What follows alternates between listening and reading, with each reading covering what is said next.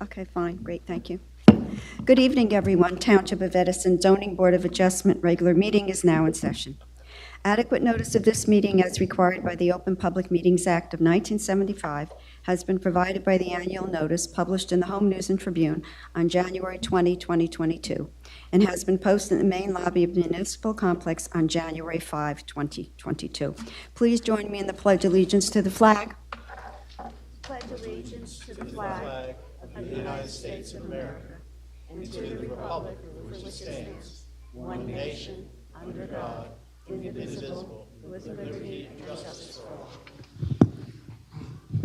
Roll call, please, Cassandra. Mr. Ayat? Here. Ms. Shaw? Here. Mr. Bignell? Here. Mr. Chabra? Here. Mr. Patel? Here. Mr. Skibar? Here. Mr. O'Gorman? Here. Mr. Barone? Here. Vice Chair Kamba? Here. And Chairwoman Federick. Here. Thank you, Cassandra. One announcement this evening. The second case on the agenda, Z312022 Victory Builders LLC. We have not heard from the applicant or any of their professionals. Thereby, will not be heard this evening. They will have to renotice, and we don't have a new date at this point. Yes, sir? Pardon me? Oh, you are here. Mr. Fletcher's not here? Okay, fine. Okay, I didn't see Mr. Fletcher. Okay, so we'll wait for Mr. Fletcher. Hopefully he gets here. I usually do a little summary, so hopefully by the time he gets here, we'll go through the first case and Mr. Fletcher will be here. I have been reading this summary that I'm going to go through prior to meetings so that the public will be more informed as they watch the meetings or are here in person. And because there are a lot of people here this evening who I know you've never been here before, please listen because I do adhere to what's in this summary. One of the reasons why I do this summary is because there's been many misconceptions as to this board. That is, as to how it operates, including what it may consider and may not consider, and its procedures in hearings. We are all volunteers and do not get paid. We are appointed by council. We all have to attend a state training course, and we have our own in-house session when it is deemed necessary and appropriate. Naturally, during COVID, we were not able to do any in-house training. This year, we have done some. As I have said at prior meetings, the municipal land use law is the legal Bible by which this board operates, along with its own bylaws. This board differs greatly from planning board. This board is quasi-judicial. That is, it is like a court, and its members like judges, and its impartiality rules and necessity to address matters are in accordance with laws that are the same statewide, not only in our town. Being impartial means board members are not to discuss the matter with the public until the matter is being heard at a meeting. The board has always and continues to proceed in the following manner. All matters concerning an application are not addressed by this board until the applicant's case is presented at a meeting. The board engages in no discussions and receives the applicant's submissions only days prior to the applicant's scheduled date. When the applicant has presented its testimony and evidence, the public portion is open to residents within 200 feet of the subject property, then those outside of 200 feet of the property. Each person is given only one chance to speak. All public are sworn in and subject to cross-examination by the applicant. The board and board professionals, the public may ask questions to the applicant and their experts and board professionals. The law allows me as chair to stop anyone from being repetitive in their objections or to attempt to filibuster the board. Such redundancy in conduct prevents the efficient operation by the board. By law, as chair, I am also permitted to stop anyone from speaking if what they are saying is irrelevant to the case and prohibit it from the board's consideration. I am also permitted to restrict all public comment to a time frame considered reasonable, which I have limited to 5 minutes in the past and keep that as an ongoing limitation. Giving objectors 5 minutes each to speak has been upheld as reasonable in a decision of the New Jersey Superior Court Appellate Division. I am not required to tolerate disruption or disrespect to this board. Once the public portion is closed, that is when I hit the gavel, it is closed and no one from the public will speak again. It will not be reopened under any circumstances unless new testimony is provided in the matter.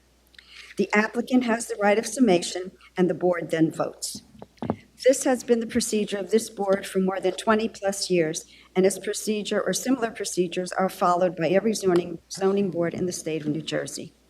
The board has an obligation to engage in a balancing act and is not required to strictly apply the township ordinances, zone plan, or the master plan, which is permitted by the municipal land use law. This is statewide conduct, again, by all boards of adjustment. As the name of the board suggests, we are a board of adjustment, adjustment being the operative word. Variances are granted when appropriately necessary, following all legal considerations. Having said all of the above, the board has and does usually cease all proceedings as we near 10:30. So having said all of the above, this meeting will be conducted with respect, courtesy, civility, and as we get near 10:30, we'll see where in the agenda we are. So having said all that, Cassandra, can you call the first case, please? Yes, this case is for clarification only on the new numbers that are proposed for the pervious pavers. Case number Z30, 2022, Steve Belford, 22 Comstock Road, Edison, New Jersey, 08817, Section 3763-1. Bulk variances sought to construct an in-ground swimming pool and walkway. Max lot coverage permitted is 40% and proposed is 46.7%. Max accessory coverage required is 10% and proposed is 12.9%. Affected property is located in the RB zone designated as Block 1146, Lot number 11 on the Edison Township Tax Map. All paperwork is in order. Good evening, Mr. Belford. Good evening, ma'am. Ms. Shaw? Mr. Belford, would you raise your right hand? Do you solemnly swear or affirm to tell the whole truth, nothing but the truth, so help you God? Yes, ma'am. Okay, so just state your full name for the record. Stephen Belford. Okay, Mr. Belford, you have some revised figures for us. We have to hear all of that so it can go on record, please. And then I'll see if the board has any questions for you. I submitted all the paperwork to Cassandra. Yes, I know, but can you just reiterate what you submitted so this way it's on record? Because this is being taped, it's on Facebook, and it also is being taped, and Cassandra does minutes from the tape that she listens to. Understood. Okay? So the max lot coverage required is 40%.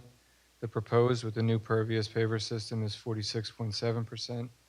And the max accessory coverage required is 10% and proposed is 12.9%. Okay, and we know we had testimony from you the last time you were here. Does the board have any questions of the applicant? Mr. Kamba? Thank you, Madam Chair. So, Mr. Belford, just to clarify where you were and where you are now. Yes, sir. So you came in and you were originally at 51.6, and then you dropped to 46.7 regarding the max lot coverage. Yes, sir. And then your accessory coverage, you were at 24% proposed, and now you're 12.94. That's correct. Okay. And so that would be through the installation of the pervious pavers? That's correct. Okay. All right. I'm good. Thank you so much, sir. No problem. Any other questions for Mr. Belford? None? Okay, I'll go out to the public. Anyone within 200 feet of the property wanting to be heard? Anyone outside of 200 feet of the property wanting to be heard? Make a motion to close public portion? Thank you. Do I have a second? Second. All in favor? Aye. Aye. Okay. Motion, please. Madam Chair, I will make a motion to approve. First, I wanted to thank the applicant for working with the board and working with the zoning office on our requests. I believe that the installation of the pervious pavers, and I think that this project will be a benefit to the homeowner as well as the neighborhood. There are no members of the public here in opposition to it, and I'll make a motion to approve. Do I have a second? Second. Roll call, please, Cassandra. Mr. Skibar? Yes to the motion. Mr. O'Gorman? Yes on the motion. Mr. Barone? Yes on the motion. Mr. Patel? Yes on the motion. Mr. Chabra? Yes, under motion. Vice Chair Kamba? Yes on the motion. And Chairman Federick. Yes on the motion. Thank you, Cassandra. Thank you, Mr. Belford. Thank you, guys. Stay safe, stay healthy. Thank you Take for care. working with us. Next case, please, Cassandra. Case number Z31, 2022, Victory Builders LLC, 52 Utica, Edison, New Jersey, 08820. Section 3763-1, bulk and use or D variances sought to construct a new single-family home. Max lot coverage permitted is 15% and proposed is 18.57%. Max FAR permitted is 25%, proposed is 32%. Affected property is located in the RA zone designated as block 1006, lot number 18 on the Edison Township tax map. All paperwork is in order. Good evening, Mr. Fletcher. I didn't see you, and I didn't think we were going to hear this matter this evening. I missed you. Oh, I apologize for being That's okay. coming at the last minute, I guess. Okay. The floor is yours, Mr. Fletcher. I'm Mr. sorry. Fletcher, Yeah. would you raise your right hand? Do you solemnly swear or affirm to tell the whole truth and nothing but the truth, so help you God? And just state your full name for the record. Just use the microphone. It's Paul J. Fletcher. And even though you've been here 100 times, Mr. Fletcher, can we get some qualifications for the record, please? Certainly. I'm a licensed professional engineer and professional planner in the state of New Jersey. I'm principal of Fletcher Engineering for 30 years now.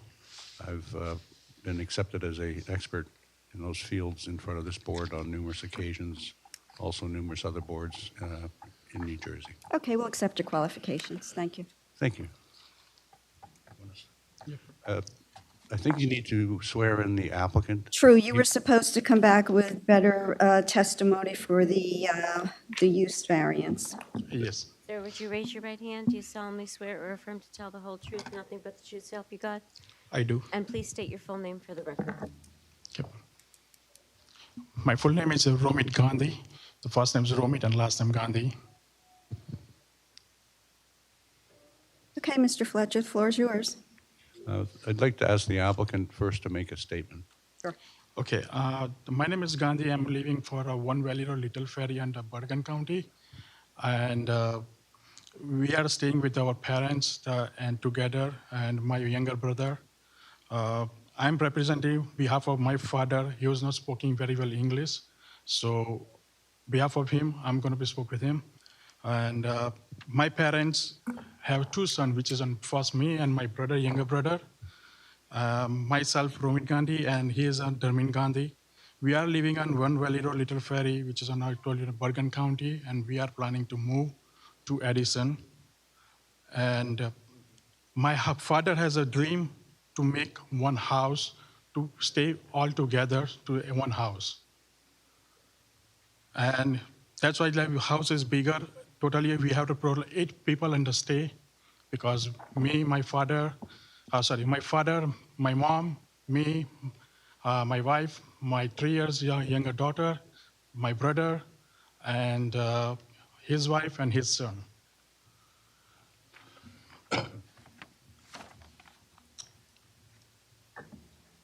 So I would like to, we understand this is a big how, however, we would like to township to consider and approve to variance.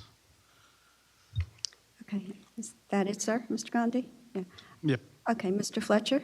Yes. I would probably point out as well that they each have one child that I imagine that family will grow.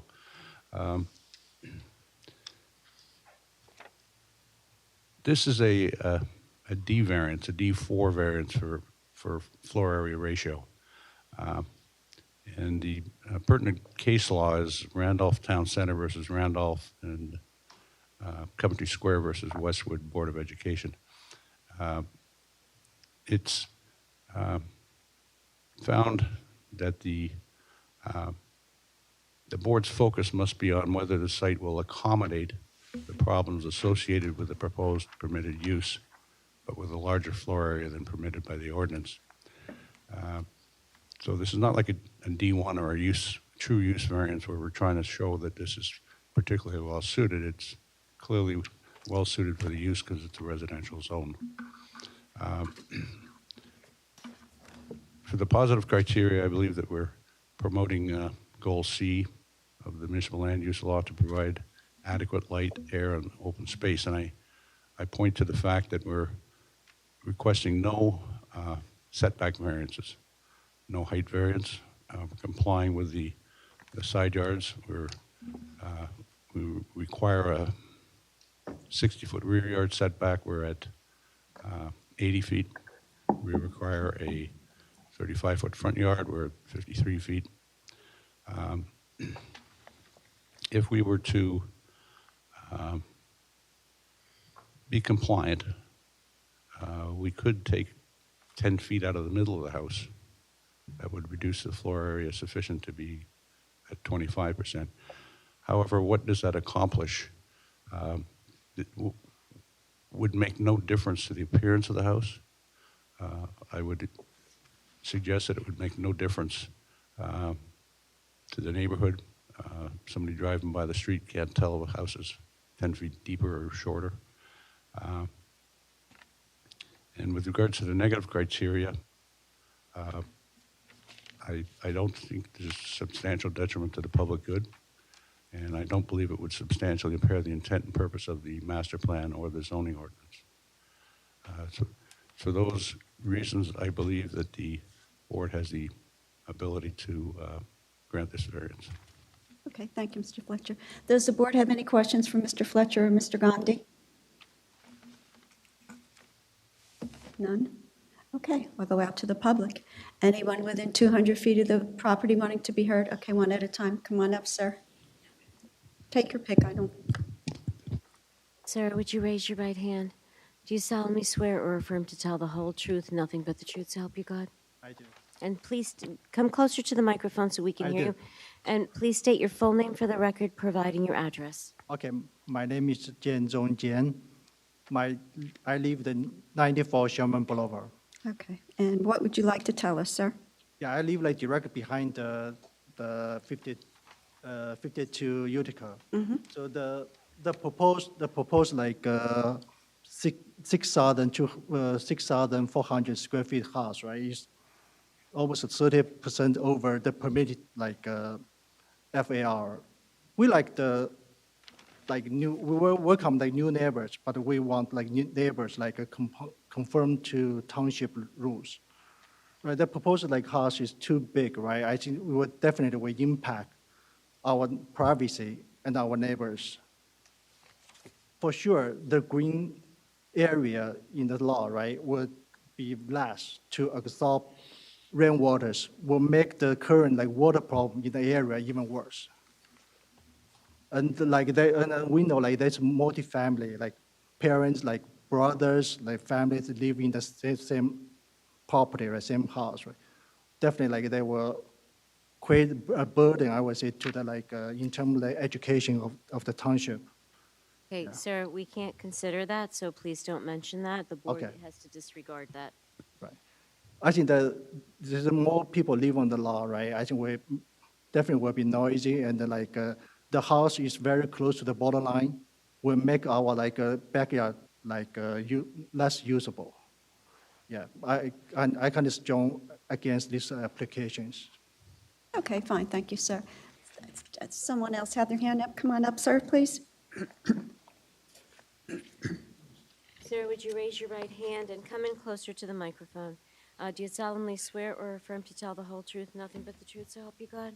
Yes, I do. And please state your full name for the record and then provide your address. My name is Sudhir Upadhyay. I live at 58 Utica Road. Sorry, I did not catch that. Your name again, please, a little bit slower for me. Sure.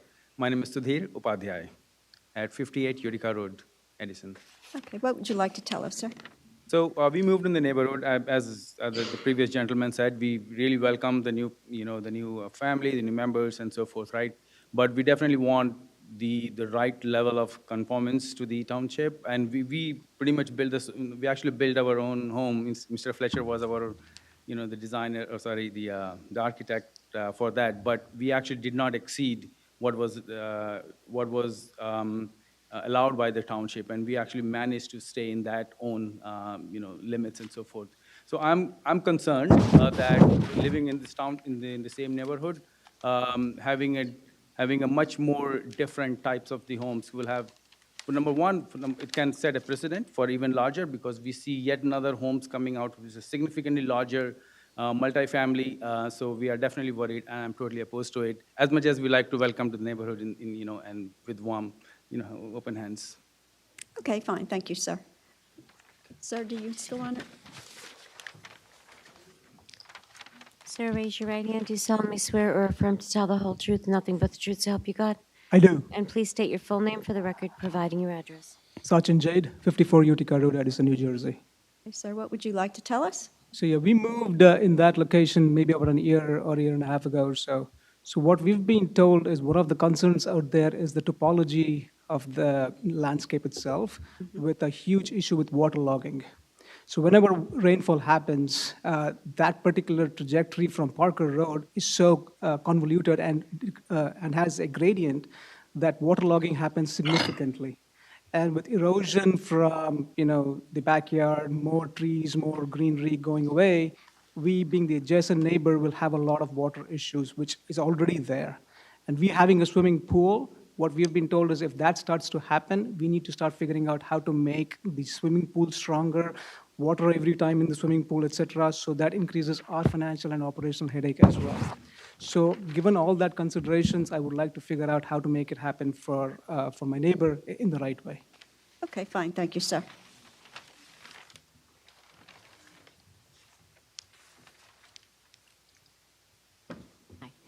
Do you solemnly swear or affirm to tell the whole truth and nothing but the truth to help you God? Yes. And please state your full name for the record, providing your address.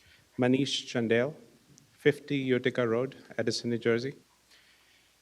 All right. I have a couple of questions. Sure. Last time, I think the board had asked if there were any comparables in that neighborhood. Today, they didn't ask. I'm not sure why. We should have asked the comparables, what was the lot size and what was this, the house which has been built. In the whole area, I think you asked, sir, Michael, last time about the comparables. We should look at the comparables. What is this lot size in the neighborhood? What was the size which was built? I looked at it myself, and nothing has gone over 5,000. Even the newer homes, they're all less than 5,000, which is within the limit and the guidelines which the board has provided.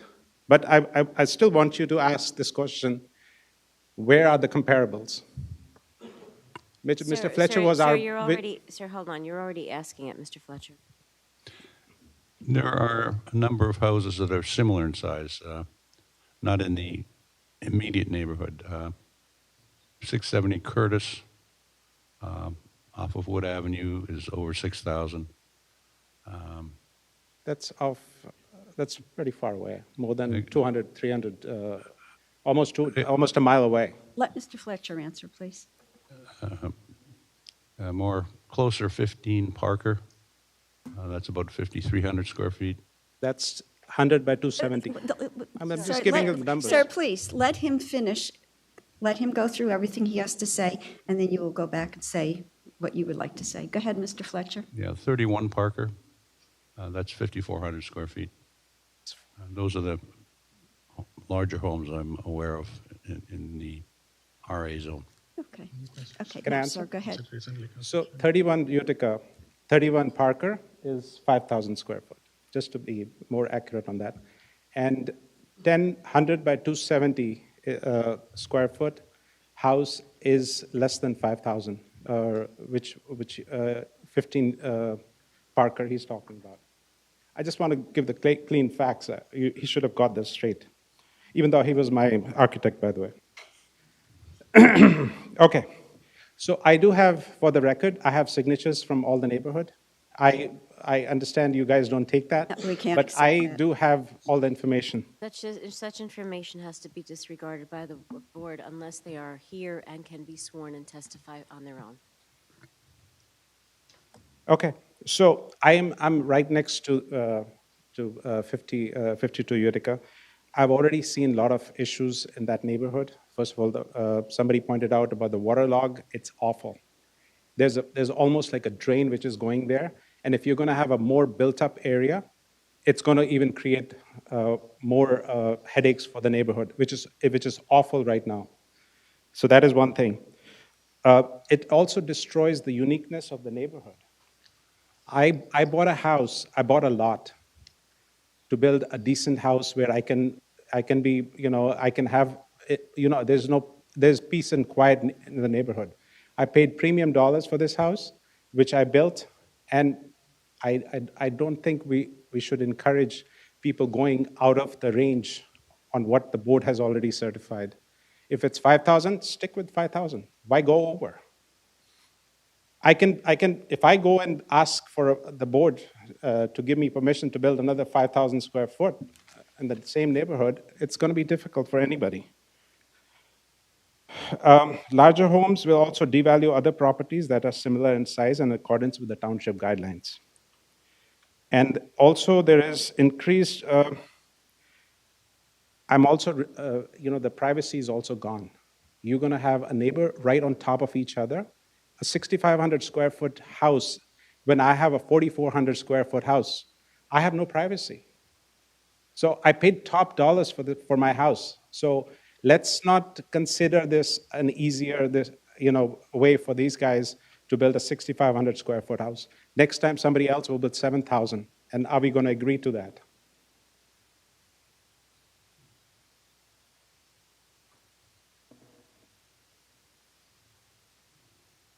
So that's all I have.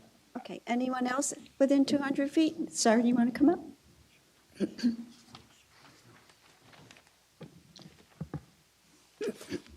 Sir, raise your right hand. Do you solemnly swear or affirm to tell the whole truth, nothing but the truth, so help you God? I do. Please state your full name for the record and speak into the mic because it's a little hard to hear, and then just make sure you provide your address. Okay. My first name is Subhasis, last name Sarkar, 96 Sharman Boulevard. That is my address. Okay, sir. So I totally agree. To have things move along a little more smoothly, if you agree with everyone that has come before you, please say so, and then just tell us the additional information you'd like us to hear. Yeah, I totally agree with the points, whatever raised. One of the biggest point is the water logging. Definitely that is a big issue on our backyard. And definitely whenever the bigger house is coming, it would be more water logging, which will be definitely big issue for, not only for us, the new neighbor. We always welcome the new neighbor, new person, so that they will get the same problem with the water logging. And definitely environment is the biggest, another issue, definitely some of the bigger tree, which is the mature tree, that has to be cut off, and that is definitely bigger issue. And as mentioned, privacy also got impacted. So these are the 3 points I'm really worried, and I'm just across that new house construction. Okay, great. Thank you, sir. Anyone else within 200 feet? Come on up. Sir, raise your right hand. Do you solemnly swear or affirm to tell the whole truth, nothing but the truth, so help you God? I do. And please provide your name and your address. My name is Abdul Sharif, and my address is 98 Sherman Boulevard. Yeah, my main concern is, President, because there are a couple of lots which are going to be constructed next to my house. If this proposal is approved, then I'm concerned that the new homes that are going to come to my homes next, they will be same size or bigger. That's my main concern. I don't want to have such large houses next to mine. Thank you. Okay, thank you, sir. Thank you for being very precise and brief. Anyone? Yes, sir?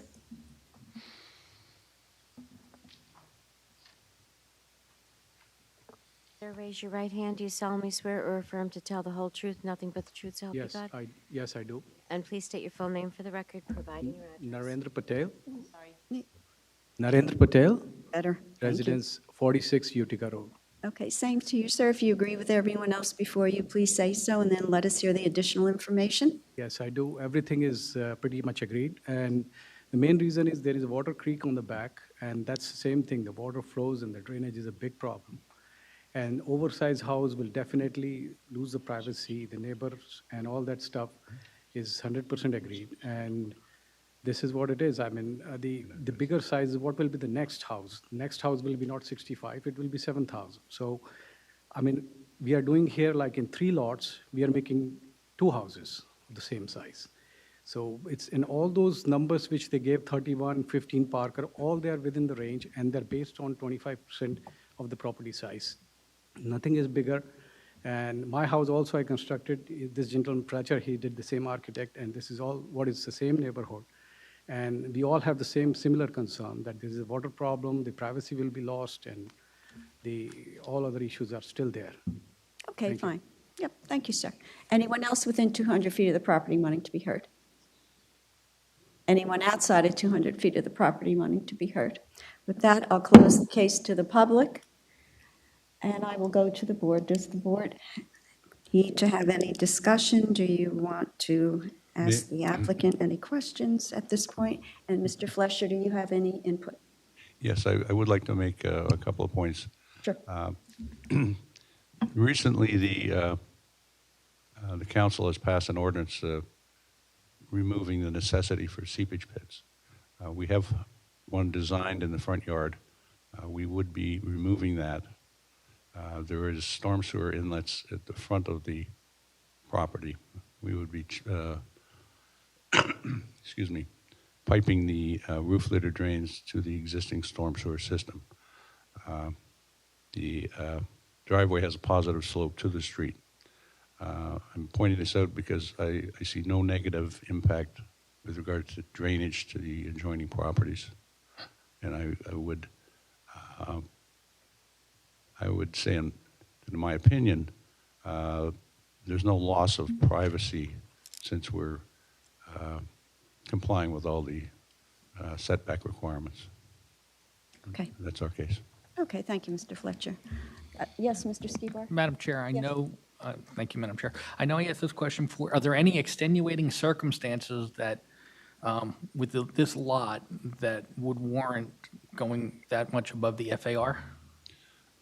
Just the proofs that I gave that we believe that the lot can handle the increased size, and the reason being the extended family that wants to live there. Okay, thank you. Anything else, Mr. Comber? You have anything to say? Mr. Fletcher, would there be any consideration to kind of bring it in a little bit and reduce the size somewhat? Yes. Okay. How far can we go? What can we do? We're at 7% over right now. I think the applicant would be prepared to go to 5. That would be 30%.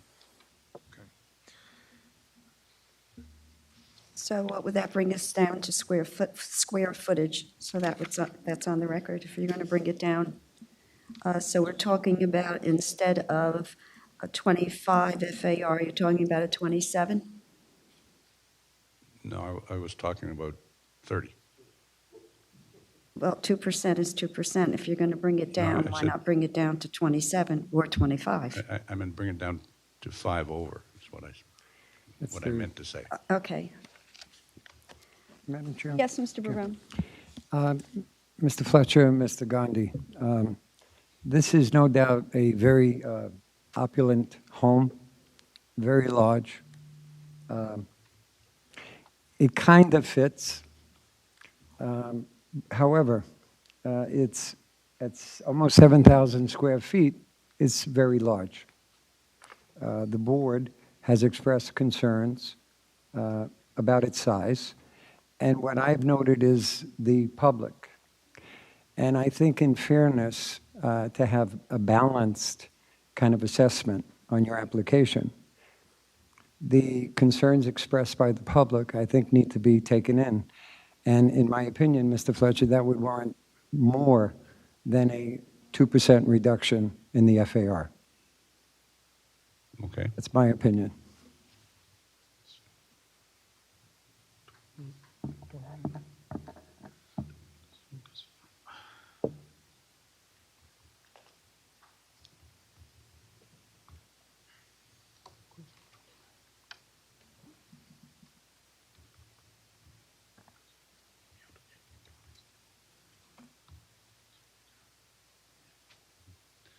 If we dropped it to 29%, we would be at 5,800 square feet. The applicant would Again, agree. I'm going to throw 27 out there, Mr. Fletcher.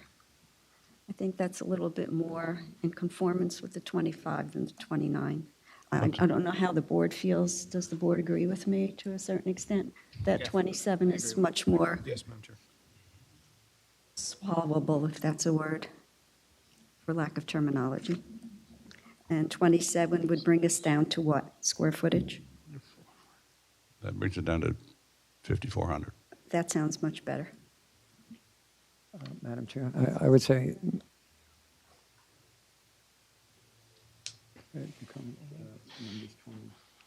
Pardon me? 27. Thank you for your help with that, Mr. Fletcher. I think 27 is much more appropriate in consideration of the public resistance. Okay. Yes, give me one Ms. second. Shaw, you have something to say?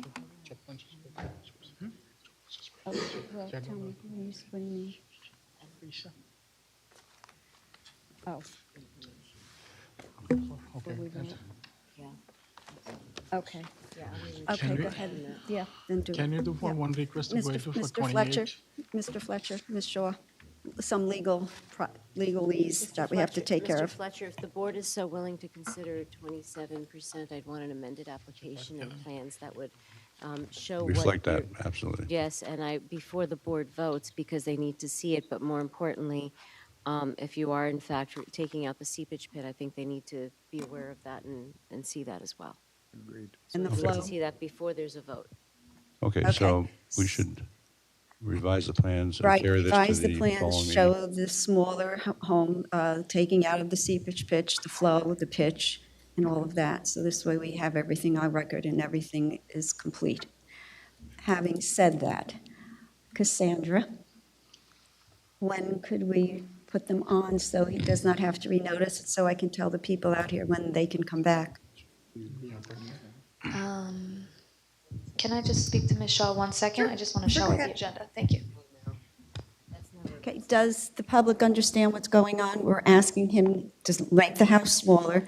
We're asking him to come back with revised plans that will show the smaller house, the seepage pit not being there, and the actual flow and the grade of the property. So we're not going to vote on it tonight until we see all that, and that's of record.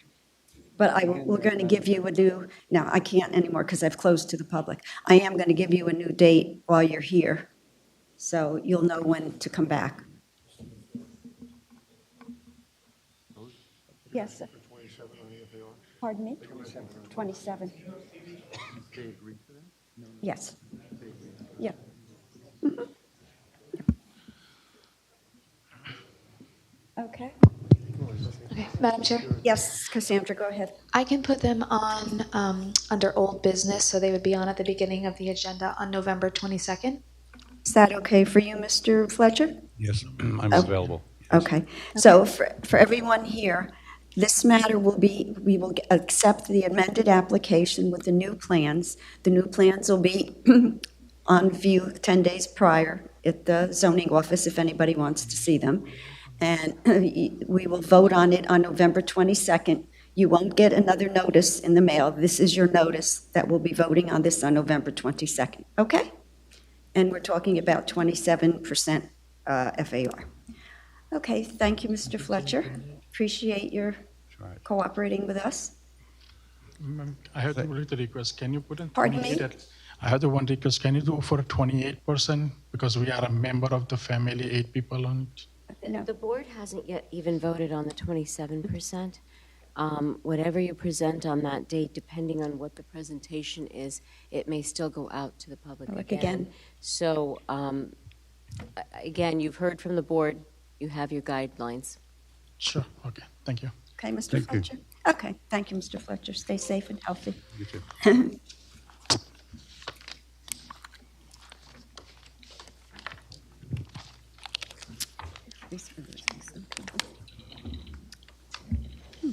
Okay, that's a little better.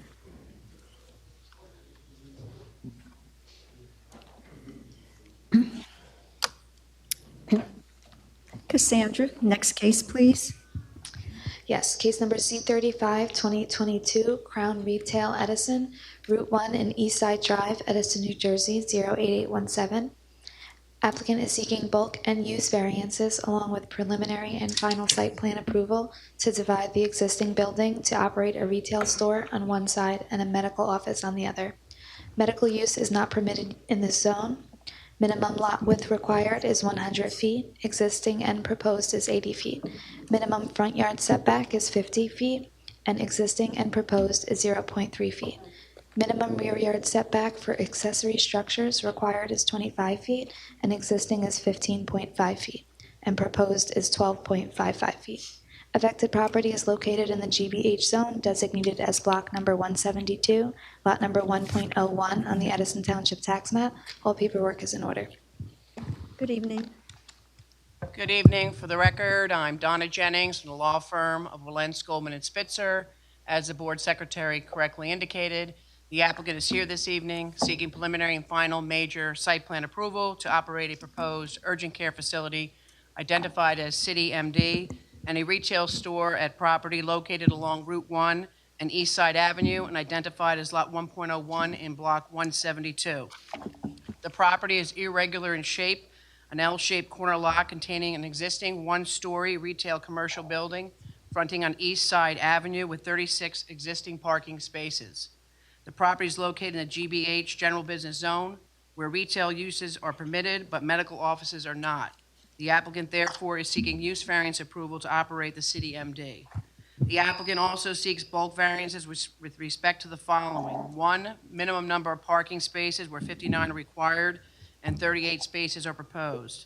Minimum rear yard setback for an accessory structure where 25 feet is required, 15.5 feet exist, and 12.5 feet is proposed. And a minimum buffer distance where a 20-foot buffer is required and the applicant proposes 12 feet.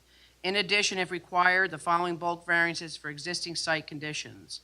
1, a minimum lot width where 100 feet is required and 80 feet exist. 2, minimum front yard setback where 50 feet is required and 0.3 feet exist. Minimum number of loading spaces where 1 space is required, none exist, and none are proposed. Minimum setback for a parking space from any property line where at least 5 feet is required and approximately 1 foot is existing from the side lot line and 2 feet from the front lot line, and the applicant proposes parking spaces within the 202 feet of the side lot line. Finally, applicant originally requested a variance for the height of the freestanding sign, but that variance is being withdrawn as the applicant intends to comply. In support of the development proposal, the applicant will present the testimony of the following witnesses: Brian Natal, City MD's representative; Matthew Sharrow, the site engineer; Justin Taylor, the traffic engineer; and Christine Cafone, the professional planner. Collectively, their testimony will demonstrate that the applicant is entitled to the relief requested. Specifically, with respect to the use variance for the urgent care facility, the record will show that the proposal satisfies both the positive and the negative criteria. That is, the site is particularly suited for the proposed use due to its location off a major highway, the availability of numerous potential patrons living and working in close proximity to the site, and the need to fill vacant retail space. The proposal lessens the cost of development by reutilizing an existing building and promotes the more efficient use of land while providing a community benefit of easy direct access to medical services. As to the negative criteria, the proposal use is no more intense than other permitted uses as it relates to light, noise, and traffic. Importantly, if the board to grant the use variance request, a majority of the bulk variances would be assumed in the use variance grant under Price v. Himeji, where the court found when a use variance is sought based on the assertion that the site is particularly suited for the proposed use, the required bulk variances can be considered assumed in consideration of the use variance. With that said, the record will also show that each of the bulk variances stand on their own. That is, the record will show that under both the C1 hardship criteria, due to the unique lot shape and existing lawful structures on the site, and the flexible C2 criteria, where purposes of the MLU will be advanced and the benefits of granting the deviations outweigh the detriments, the applicant is entitled to each of the respective bulk variances. As a matter of record keeping, the applicant is in receipt of the following reports: Big Nell's Planning Consultant Report dated October 24th, 2022, the Department of Public Safety Division of Fire undated, and the Department of Public Safety Division of Police dated August 31st, 2022. With that, I'd like to call up our first witness, the City MD representative. Yes, well, one thing, Ms. Jennings, you mentioned proposed parking spaces 38. Mm-hmm. Mr. Bignell's letter has 44. Well, you get credit for the EV stations will be described by the site engineers, so technically it's 44, but realistically it's 38. Okay, fine, thank you. Yes, Ms. Shaw wanted to know, did you mention Mr. Carley's report also? I did not get a report from Mr. Carley. Oh, Mr. Carley? Love surprises, thank you. Madam Chair. Yes, Cassandra? I just want to put on the record as well for the board, Mr. Carley is here. He wasn't here when we did the... Fine. Thank you.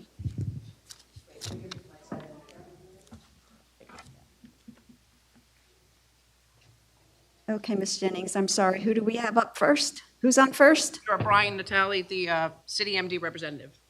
Sir, do you solemnly swear or affirm to tell the whole truth, nothing but the truth, so help you God? I do. And please state your full name for the record. Brian Natal. I'm a SVP of Growth and Operations for Summit Health/City MD. I've been with the organization for approximately 16 years. I'll give you guys a brief overview of the organization, and then I'll delve a little bit into the operations that we intend to have at the City MD at this location. So Summit Health is a multi-specialty group that has two brands, Summit Health and City MD. Summit Health is the parent company of City MD. We operate approximately 370 locations in the tri-state area and also in Central Oregon. We have locations that vary in size from 1,500 square feet all the way up to 300,000 square feet. This particular location that we're talking about tonight is under our City MD brand.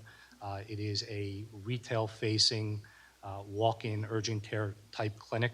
It's access for medical care to the community. This is a location that will be approximately 4,000 square feet within our portfolio. It will operate Monday through Friday from 8 a.m. to 8 p.m., Saturday and Sunday from 8 a.m. to 5 p.m. It is open 365 days a year. It is a part of our healthcare delivery system. What we're often doing is looking in geographic areas where there's a need to provide additional medical care and open access for medical care for both patients and folks that live and work in the areas. Edison has been identified as a growth area for us. We have a number of multi-specialty locations that we're growing, and with that said, we usually accompany a City MD tied to those multi-specialty locations as well. This gives access to both the community, the residents, and the employees that may come into the community, access 7 days a week to walk-in urgent care type clinics, on demand, often, people that have a primary care physician, either that can't get an appointment or at work and need to just pop in and see a doctor for a particular condition, can walk into our City MDs and obviously have immediate access to healthcare. One of the things that sets our City MD apart is it is completely integrated into our entire healthcare portfolio. So if you literally went to Oregon right now, saw a doctor there, it would all be charted into the electronic medical record. And then if you came to Edison in the future, if this was to be approved and we're seen at a City MD, that doctor at that City MD would know exactly the care that you received in Oregon as well. So it's a completely comprehensive integrated medical delivery system. And again, the City MD is our retail-facing walk-in urgent care type clinic. Just to get into a little bit of the numbers, generally, on average, our City MDs see usually 3 to 4 patients per hour.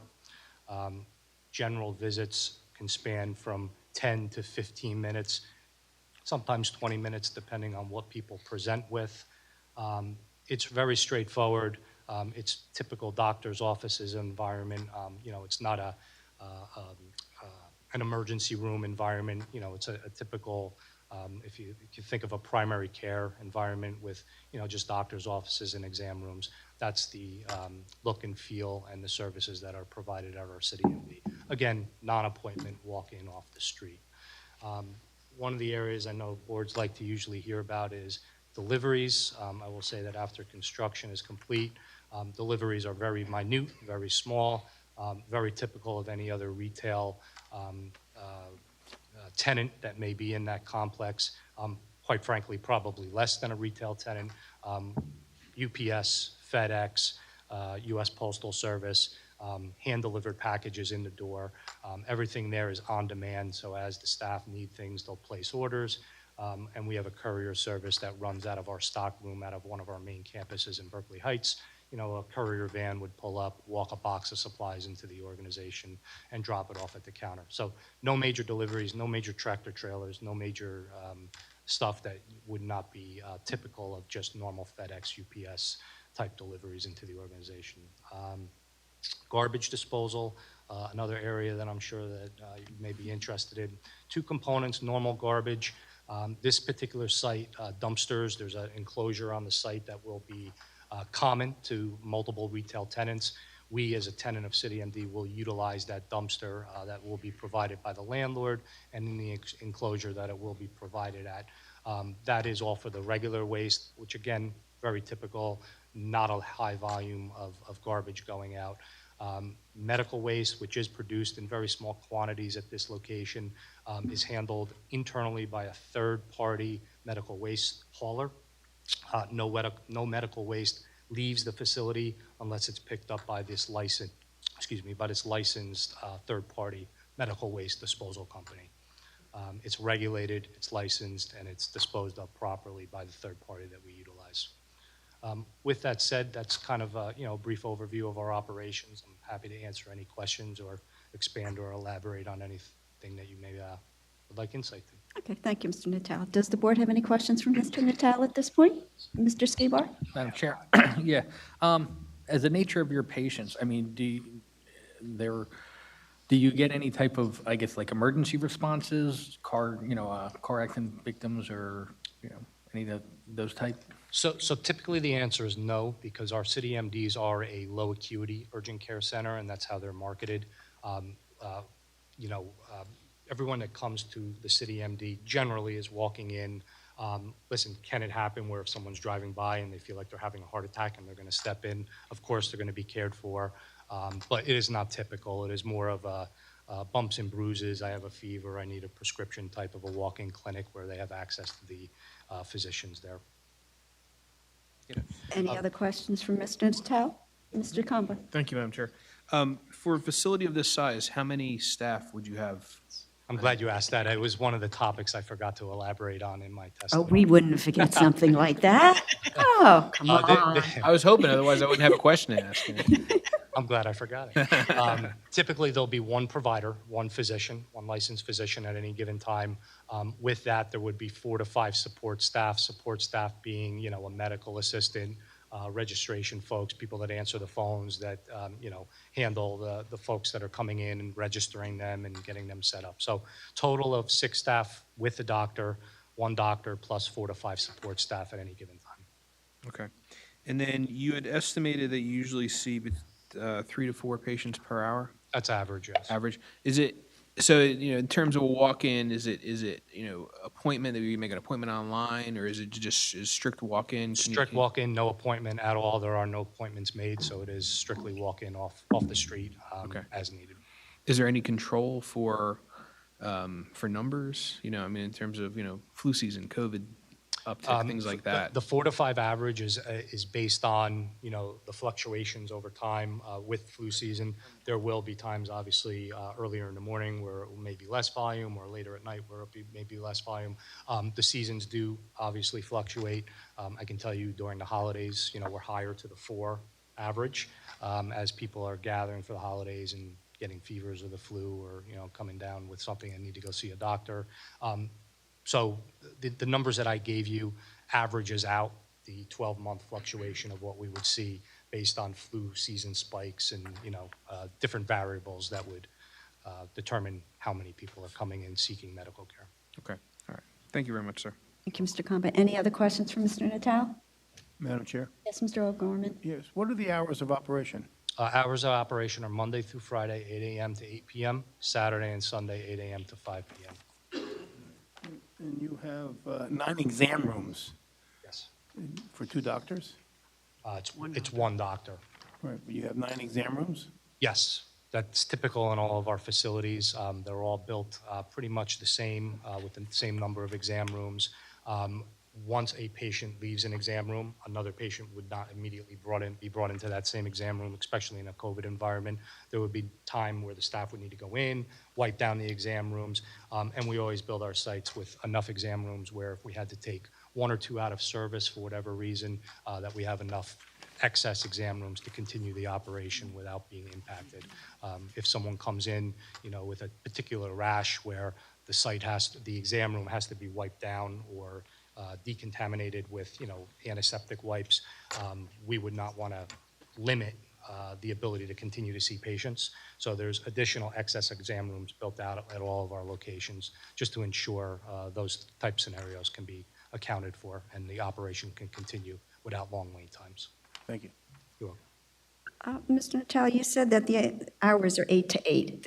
I'm assuming you're going to hire 2 physicians. There'll be one there to split the hours, and same thing with Saturday and Sunday then. It depends, quite frankly.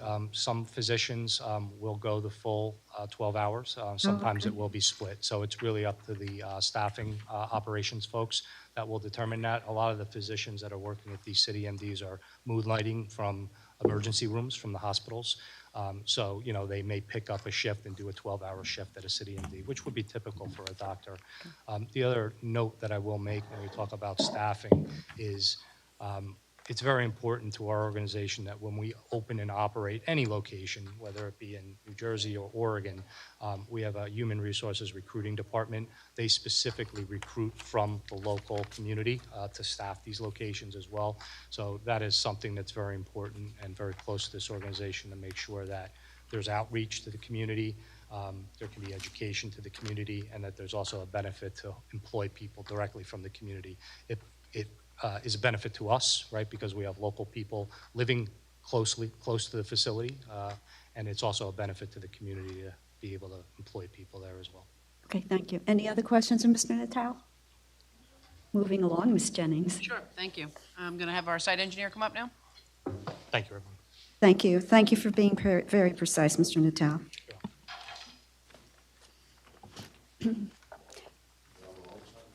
Yeah, I was going to say that tripod goes the other way. Whoop. And right at the end of that table corner is probably a good spot.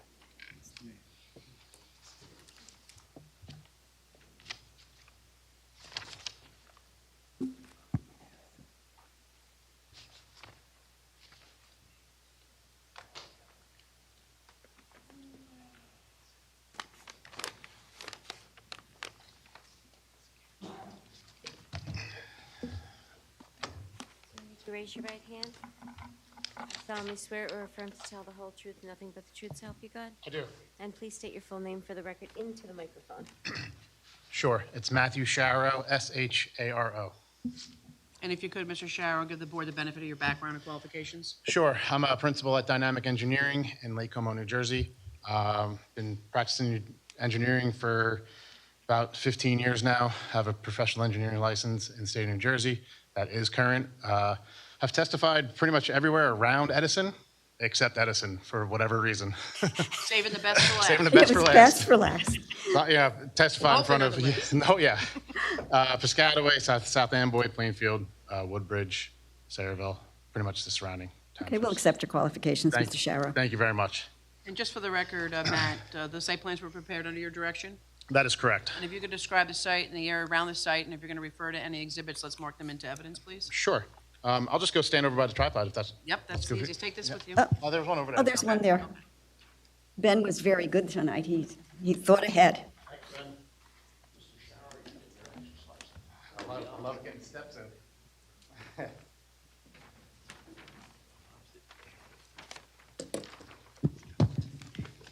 All right.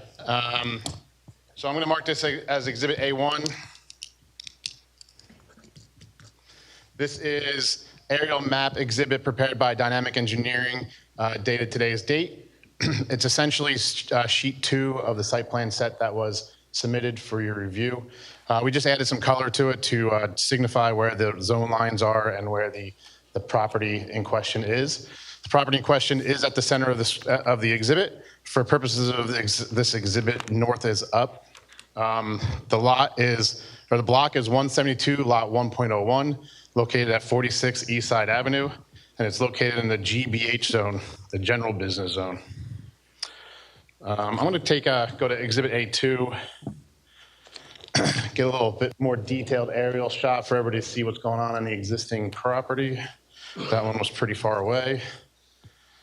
So this is A2, noted as aerial map exhibit, dated today's date. This is a zoomed in version of what you just saw, basically to give you guys a better idea of what's going on out there today.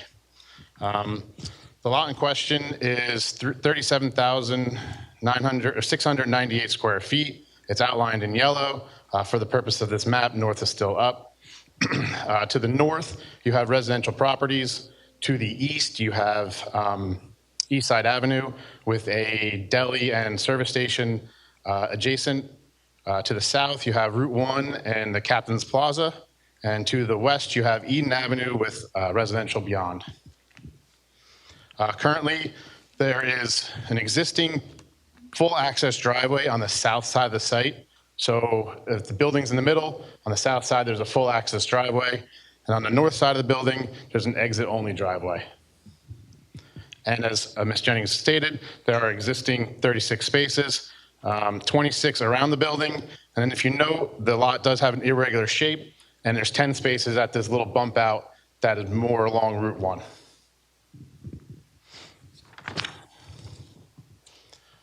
So moving on to Exhibit A3. This one will be a quick one.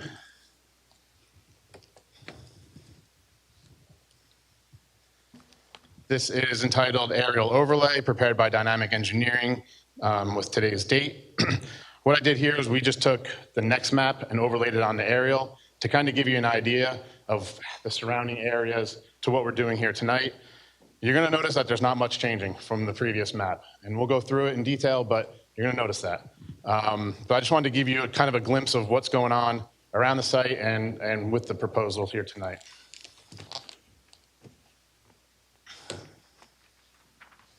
All right, Exhibit A4. This is entitled Site and Landscaping Plan Rendering. This is essentially sheet 4 of your site plan package in front of you tonight. This is just a colorized version of the plan with the landscaping added and just to make the pavement pop and the building pop for you tonight for presentation purposes. Again, this is north is up for purposes of this presentation. So as you can see, not much has changed. There are a couple changes that we'll go through with the site.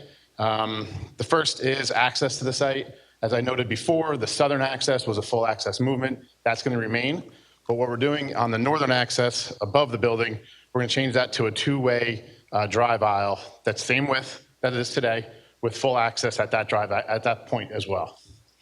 What that does, the current parking is angled parking, so you only have one-way circulation in the existing conditions around the building. So what we're doing here tonight, and there's minimal site differences, is we are changing those parking stalls around the perimeter of the parking to 90-degree parking. What that allows is for two-way circulation around the entire building. So that's probably the biggest part of this project from a site perspective. As far as parking goes, we are adding 2 additional parking spaces with this configuration. So we are going up to 38 spaces. The parking spaces are 9 by 18. We have 2 ADA stalls, 6 EV spaces per the recommendation of your planner. And all stalls are compliant with size. We are asking for a variance for the number of parking stalls. Per your ordinance, 59 are required. We're providing 38, but that's 38 physical stalls. Due to the EV stalls, you can bump that up to a 44 count, but there's 38 physical stalls. Per your board planner, they also asked for a short-term loading space, which we have designated as the space next to the ADA stall. The reason for that was we are not proposing a specific loading space for the city MD or the retail. Right now, loading occurs along the rear of the building. As stated before, the city MD does not require large trucks coming in, so the retail will load along this back drive aisle, which has plenty of room for cars to go around if there is a loading truck at any time of the day. A couple other additions to the site. Currently, along the northern residential and western residential, there's a beat-up wood fence, picket fence. So what we're proposing tonight is a 8-foot solid white vinyl fence to go along those residential properties, just to add a little additional screening, a little additional buffering to those residential properties that's not there today. And then lastly, the trash enclosure will basically be in the same exact location as it's today. There was an existing nonconformance for the trash enclosure location to the lot line.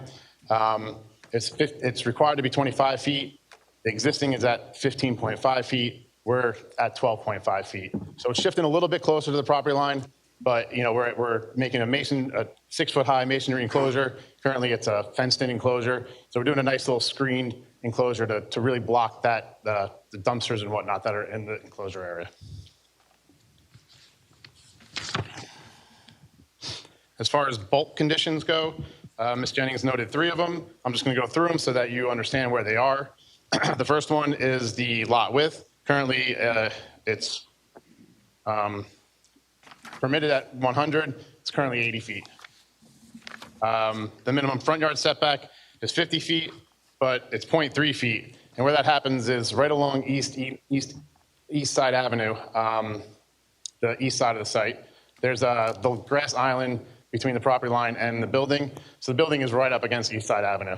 And that's going to remain today in proposed conditions. And then thirdly, I just discussed this. This was the accessory structure for the trash enclosure. That's existing 15.5 feet, whereas 25 is required. Ms. Jennings also mentioned a few variances that we are proposing tonight, and I'm just going to run through them just so you have an idea of where they are and how they're affecting the property. The first one, back to the trash enclosure, we're about moving it up close to the property, about 2.9 feet. So instead of 15.5, it's 12.6. Off-street parking location. Currently, the parking up front along Route 1 and the parking along the south side of the lot is about 1 foot off the property line. The parking along Route 1 is not being changed, so that's going to remain as existing. And then the parking along the south side of the property line, we're moving it 1 foot away from the property line. So we're making it a little bit better, not to 5 feet, but we're making it a little bit better from the 1 foot it is today. The next thing is in regards to loading berths. Went through that. We're not proposing the loading berth on this property. So there's an existing retail today with no loading berth as well. And then lastly is the residential buffer. Again, along the north and west sides, top of the page, left of the page. Currently, the north site is approximately 15 feet, and the west side is approximately 13 feet in existing conditions. The north side is not changing, and the west side is going down to about 13-foot buffer due to the new parking configuration. So we're changing that by about 1 foot. As far as lighting goes, today there's the old metal halide 20-foot poles. So we're proposing new lighting throughout between area lights and building mounted lights. They're 16-foot mounted lights, all LED, all shining down. I know just saw a comment from the board engineer. He asked for a little warmer lighting, so we're going to provide a little warmer lighting on those lights as well. And just so you know, we meet all the requirements for lighting as far as the luminance goes. Landscaping, we're adding quite a bit of landscaping. Approximately 187 plantings, new plantings around the site to go with the existing plantings that are already there. There's 7 different types of species that we're providing. Based on the board planner's letter and the TRC that we had back a month or so ago, we did update the plans and resubmitted the landscape plan. We've had quite a bit more landscaping since that meeting. I'll just go through what we added. We added 15 shade trees throughout the perimeter of the site and along the front, along Route 1, which are not there today. We added a continuous row of evergreens along Eden Avenue and the residential boundaries, basically along with the sign, or along with the fence, and this evergreens. There's quite a good buffer between the new project and the residential areas that are there. We switched out the holly shrubs for wide-growing evergreen trees. We put shade trees within all the parking islands that are landscaped. So along the front, there's a couple of parking islands that now have shade trees in them. And lastly, there was a request for landscaping around the existing ID sign that's along Route 1. So we're going to add a nice little planter box around that existing sign.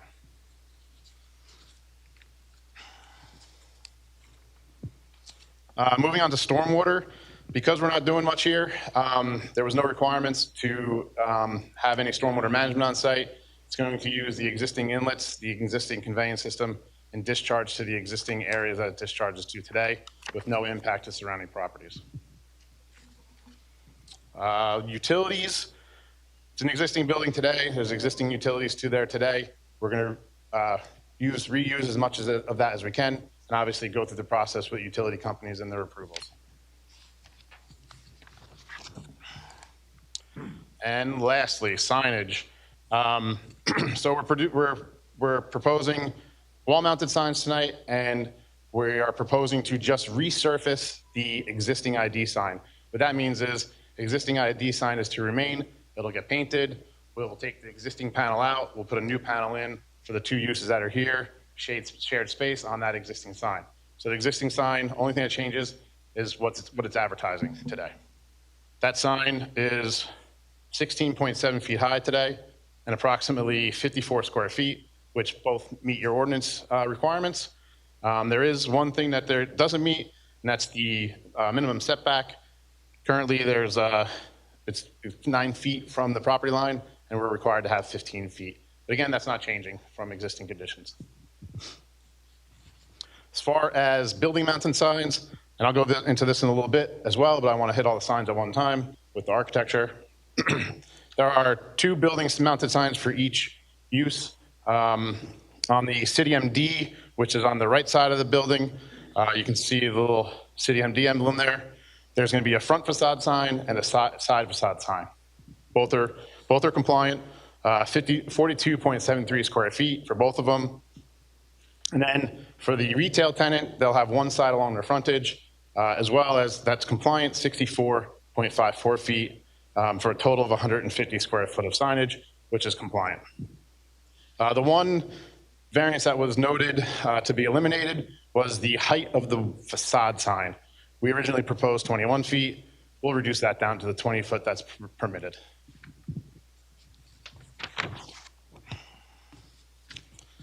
Moving on to the architecture.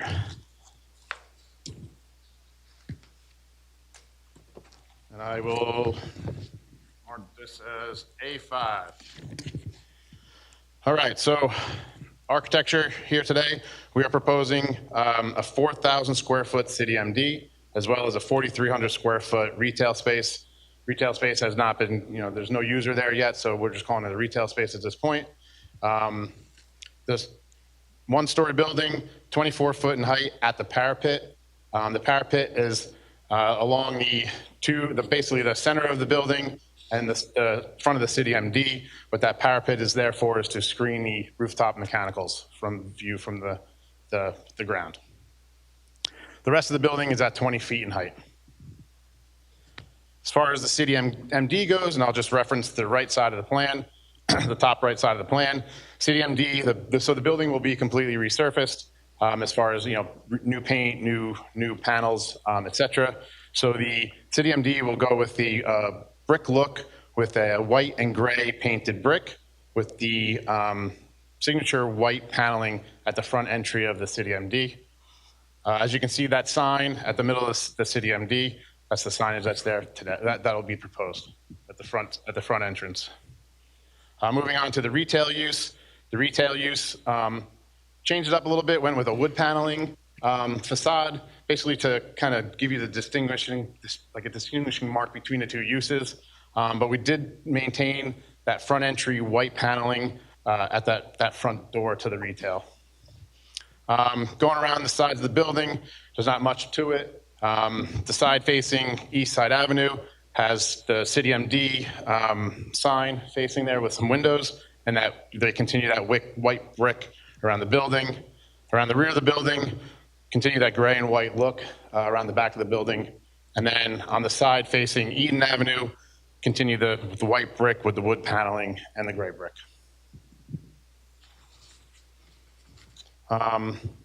Access to the buildings, I stated it before, but there's 2 accesses along the front, one for the City MD, one for the retail.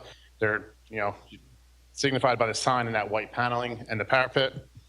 To the rear, on the bottom of the page, you have 2 accesses. It's basically for employees, deliveries, emergency access. And lastly, A6.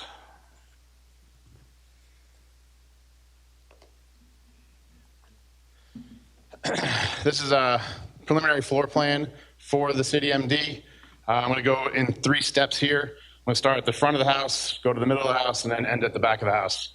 The front of the house, obviously, is your waiting area, your reception area. That's where your seats and your bathrooms and your reception areas and your admin. Then we get into the middle of the house where you have your exam rooms, your manager rooms, some toilets, etc.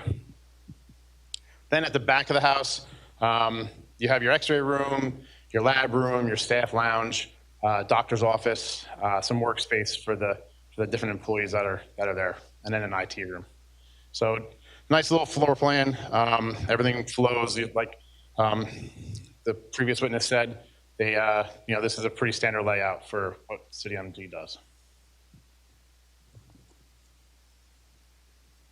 Matt, just for the record, you had an opportunity to review the board consultant's letters? I did. Are there any issues in the letters that you'd like to address, or is the applicant going to comply with everything? We'll comply.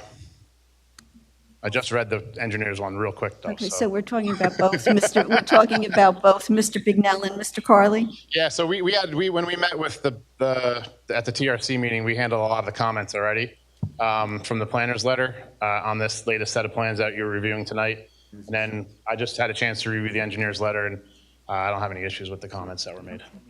Having said that, yes, Mr. Carley, I was going to go to Mr. Carley, and then I'll go to Mr. Bignell. Go ahead. Well, no, actually, I have a typo. My comment 3.1, scratch it.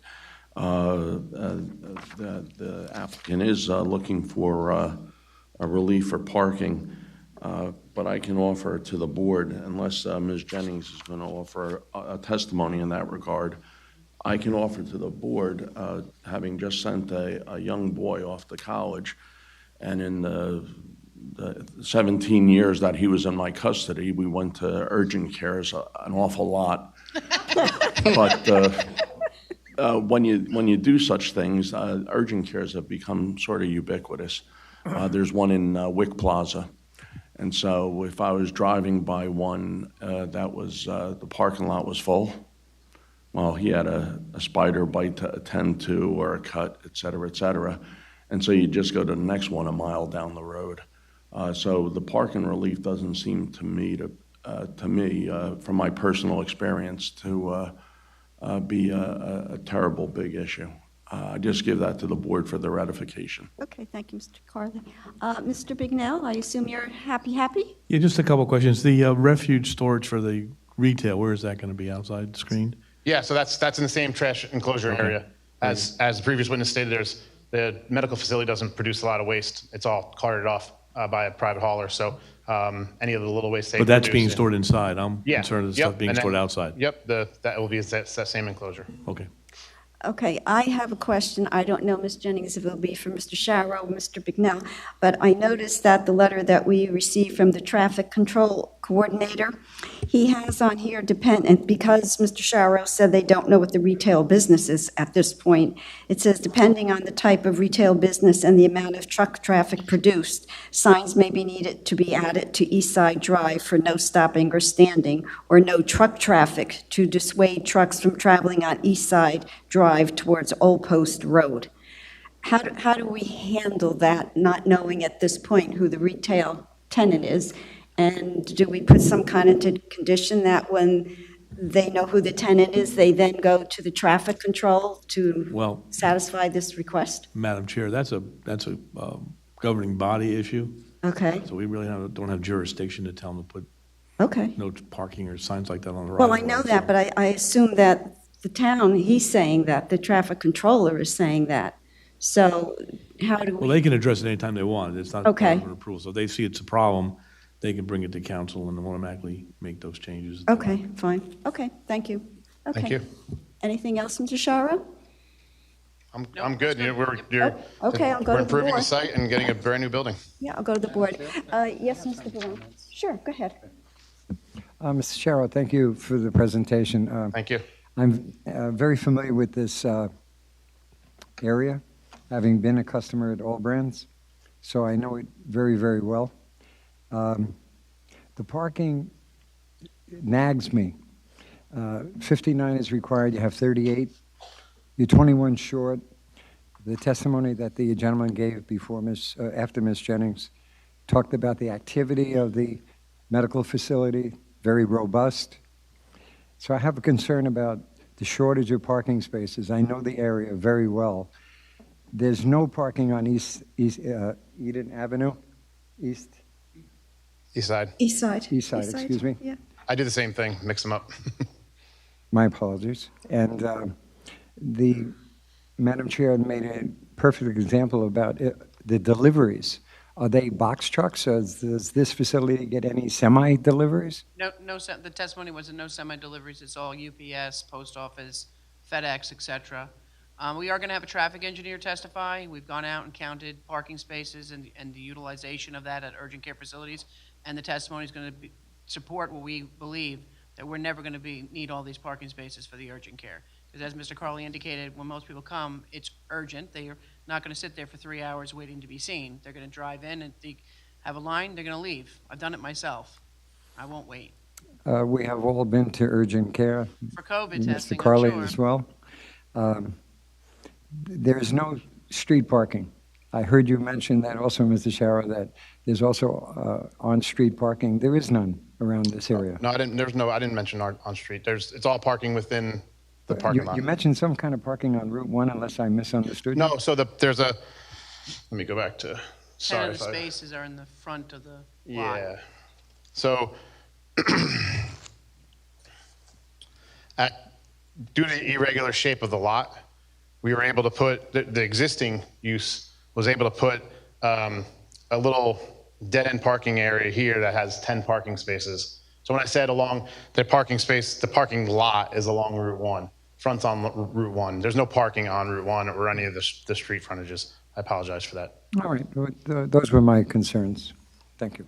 Any other questions, Yeah. Mr. Shara? Yes, Mr. Skibar. Thank you, Madam Chair. Could you just address snow removal? Sure. So just like anywhere else, you're going to most likely bring it along the back, off the curb line into the landscaped areas. If there's that much snow, we'll take up a spot or two. If there's more snow than that, it'll get trucked off. Okay, thank you. Yep. Any other, Mr. Kamba? Thank you, Madam Chair. Given the location of the dumpster, would you be willing to set some time parameters for, I'd imagine pickup would be through a private hauler? Yes, sure. We can set some parameters. We can work with your engineer and planner on those. No, we can do it right here. Oh, let's do it right here. So you Got open the it applicant here. You open at 8 o'clock. You have adjacent residential. So my suggestion would be between the hours of 7 a.m. and 8 a.m. So as not to affect Sure the parking. That's fine. There's okay. All right. Wait, 7 and 8 a.m. Between 7 a.m. and 8 a.m. So they have an hour to pick up. Yeah. I'll have to confer with the you applicant can on do that that. one. Okay. Just they have the idea. They know their hauler. Well, and whatnot. so the issue is that we don't want to we don't want to have the noise of the garbage truck backing up out of the spot too early in the morning even if it happens on weekends. But we also don't want to affect your operation of the business. Yeah, that should be fine, and my clients have indicated that's fine. Okay, great. Thank you so much. And then, do you have any thoughts? Is there any talk of what the other retail space is? I'm just I'm kind of think of what could go there, and then if it would be, of a kind of a burden to the entire site. I don't personally have knowledge of that. It's I above my think pay grade. our traffic engineer will also look at that because we did look at all the permitted uses in the Okay. zone, and we tried to identify which ones would probably be problematic. Okay. Because obviously we have a tenant, City MD, we want to keep them happy. Absolutely. They're going to want to have the parking spaces for their potential patients, so we're going to try to get a user that would not have significant impact on the parking requirement. Okay, We don't want to that's- cause a problem over there either. That's perfect. Thank you very much. Any other questions for Mr. Shara? Moving along, Ms. Jennings. Sure. Thank you very much. The traffic engineer I keep talking about. Come on up, Justin.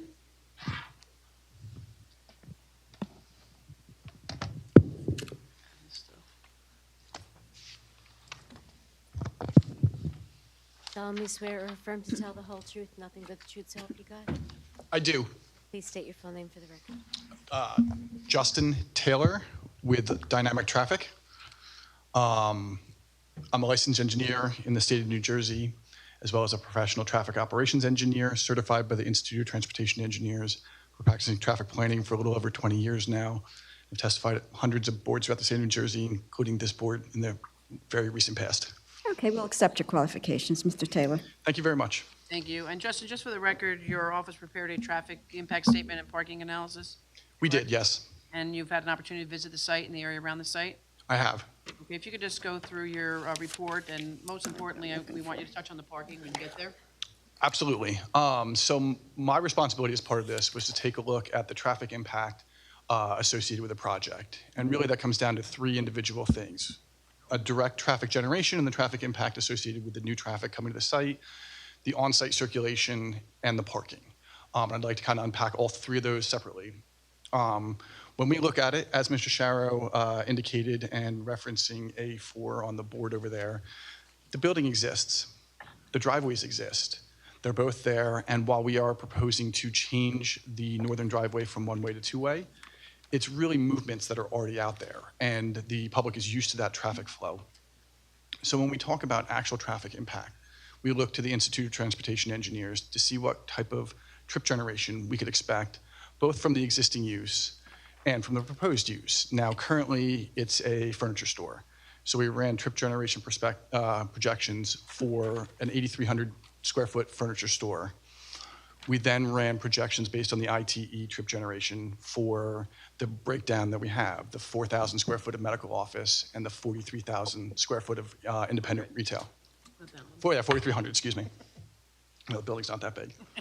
And what we find is that a comparison of those two would indicate a slight increase from the furniture store use to the proposed use that's on the site, in the order of about 20 trips during the morning, 51 trips in the evening, and 31 trips on a Saturday.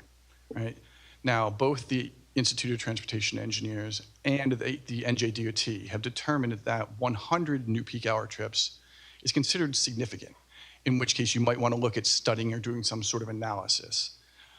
This change in use is generating half of that at its busiest peak hour and 20% of that during some of the other peak hours.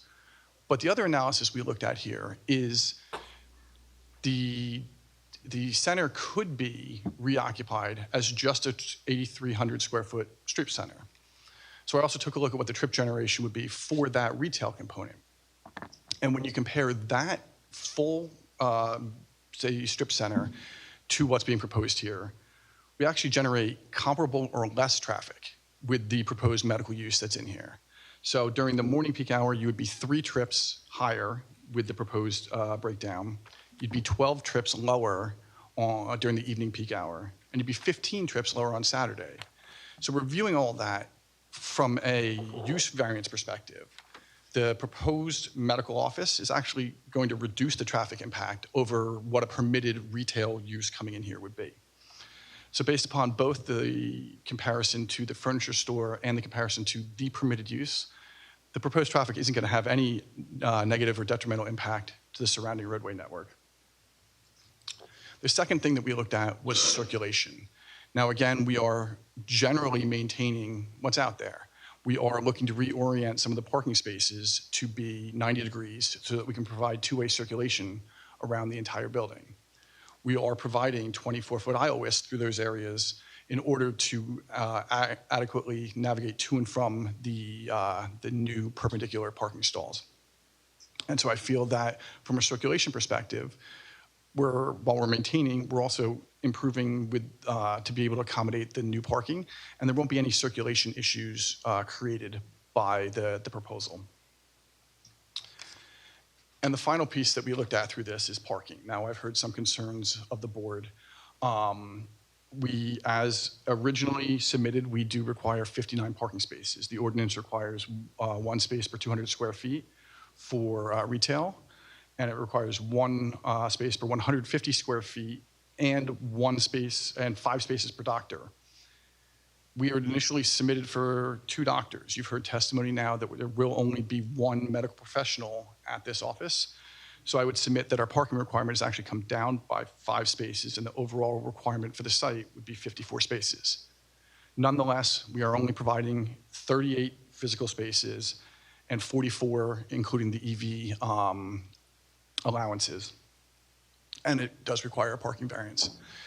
So in these cases, what we do is we take a look at published data. We look at current information that's collected primarily by the Institute of Transportation Engineers. We look to their publication, Parking Generation, in their 5th edition, for what small retail, such as what's proposed, as well as medical office, would be generating from a demand perspective. So within their latest publication, the ITE identifies a parking rate for medical office of 3.23 spaces per 1,000 square feet. And for retail, 2.91 spaces per 1,000 square feet. When you apply that to the 4,000 square foot medical office, it's a demand of 12.9 or 13 spaces that they would anticipate. For the retail, it translates into 12.5 spaces. So the combination of those two, what we're looking at based on current collected data, is a demand of about 26 spaces. We are providing 38, showing that there will be excess within that for slight fluctuations. We actually had the ability to take it one step further in this case. And our firm went out and actually collected traffic data at other urgent care facilities in the general area. We started where we were located, and then we tried to identify ones within Edison and also other City MD facilities in the general area in similar demographics that we could identify and isolate the parking demand. So we found 3 sites, 2 City MDs, one in Plainfield and one in East Brunswick, and a Medi-Center of Edison, all similar in size, similar in nature. And we went out and we collected parking data during a weekday and a weekend at all the facilities to kind of really come up with what the demand would be and verify what the Institute of Transportation Engineers was publishing. And what we found is, based on the data collected, we found a rate of 3.12 per 1,000 square feet as a max demand over those, which is slightly lower than what ITE is. So based on that, that would be an overall demand of 13 spaces, and again, about 25 for the overall development.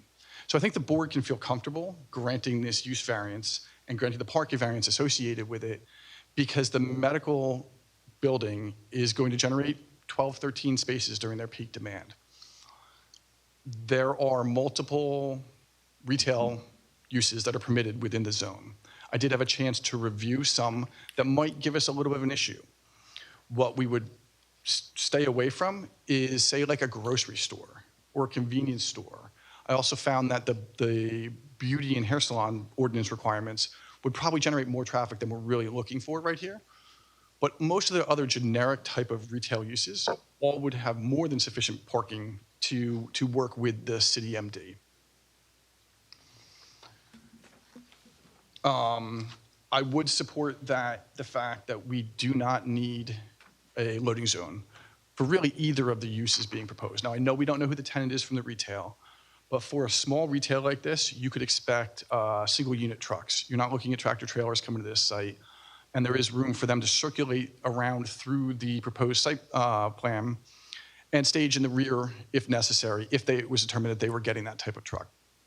So I don't have any concern with the not providing the loading zone. I think it'll still function safely on the site. And I would echo that your traffic safety officer in their letter actually acknowledged the same thing, that there was plenty of room in the rear of the building to stage without concern with on-site circulation.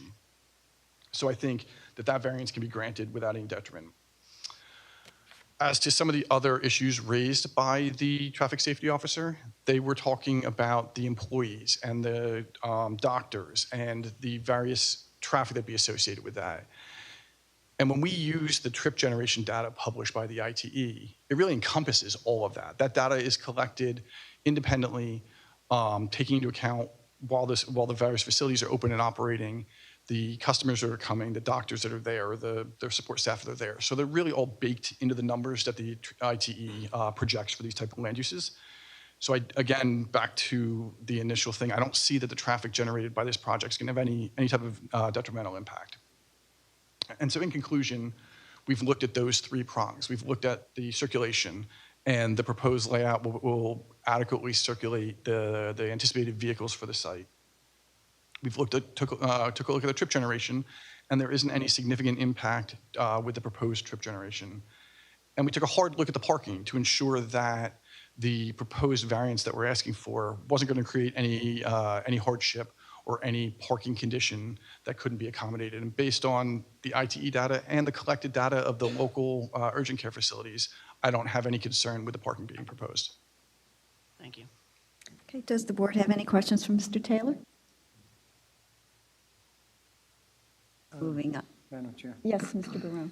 Almost, Ms. Jennings, almost. Everything's close. Close. Mr. Taylor, Yes.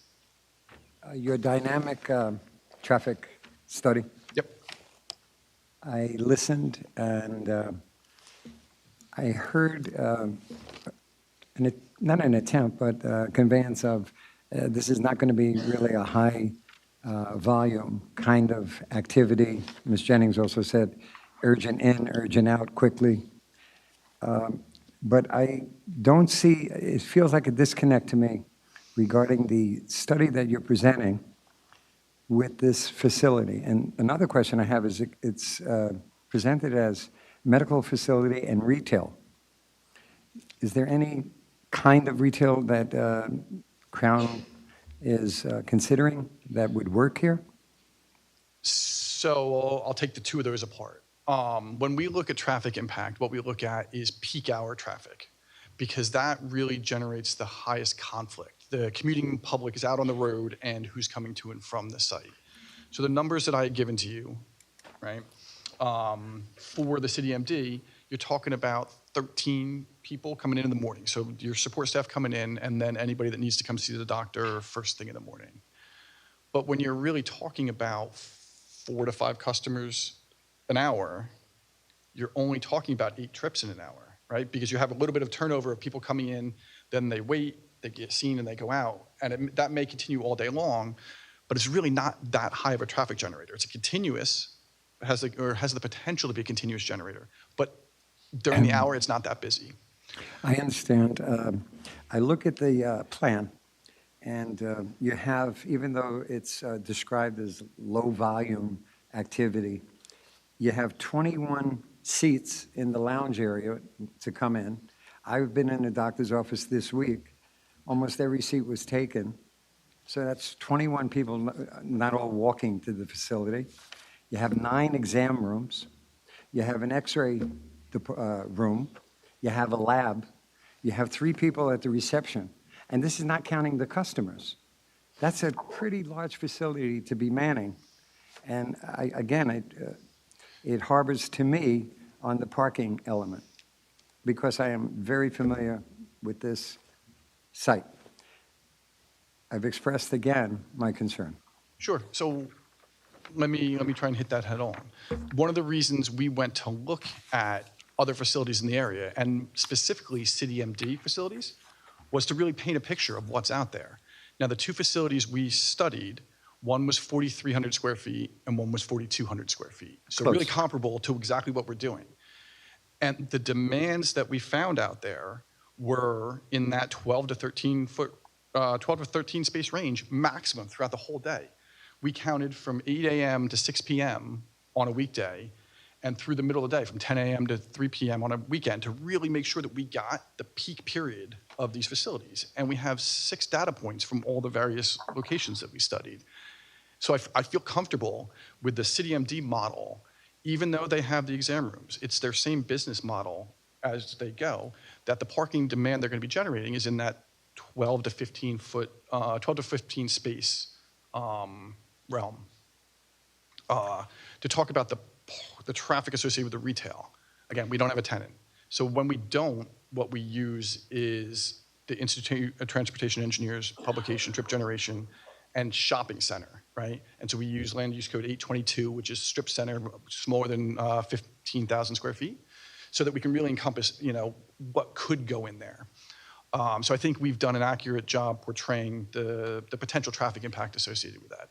Mr. Taylor, again, I respect the sources that you're using to create your report. I respect it. And then it's offset with real life experience about people, all of us, having gone to any doctor. It's not normally you just walk in and you go right into a room. You sit there for a while and, so I'm kind of repeating myself, but, I just want to convey that. And the other thing is, if I were to ask you, ideally, if you could pick a retail tenant, who would you pick? What kind of business? Honestly, that's not really my level of expertise, right? I would think we would find a retail tenant similar to you would find in any strip One center. that is low impact. I guess that's the question. What retail would be low impact on your facility regarding parking? So I think what we looked at is what your ordinance permits at 1 per 200 square feet, right? It very clearly says these uses are not, and it gives specific parking rates for some of those uses: beauty salon, barber shop, supermarket, food market, that sort of thing. That's not what we're looking for here, because those parking ratios are 1 per 100, 1 per 150, that sort of thing. What we would look at is all the rest of them that fall within that range of 1 per 200 for the first floor and 1 per 300 for the second floor that meet those requirements. And given the parking demand that we observed and the parking rates that we found for the city MD, any one of those uses would still fall within the ordinance requirement for the parking demand. Mr. Taylor, you would agree, though, depending on what retail fits the site, comes in, it may have an impact on the overall use of the land and the proposal. Do you agree with that? Meaning, until we know... I'm not sure what the question is. I think I know what you're trying to get at, and I think maybe the solution would be for the retail, we would only get like a preliminary approval. And once we identify the tenant for that part of the building, we come back for a final on the retail, but give preliminary and final to the city MD. I appreciate that, Ms. Jennings. Thank you.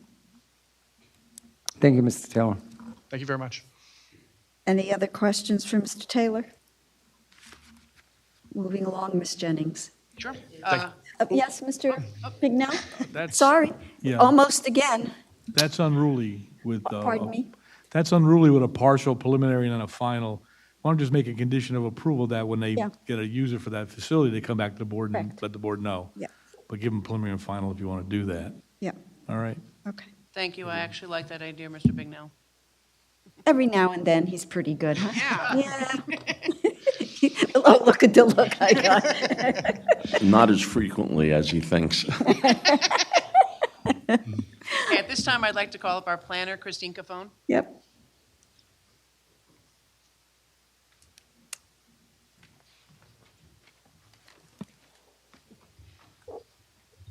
Hello.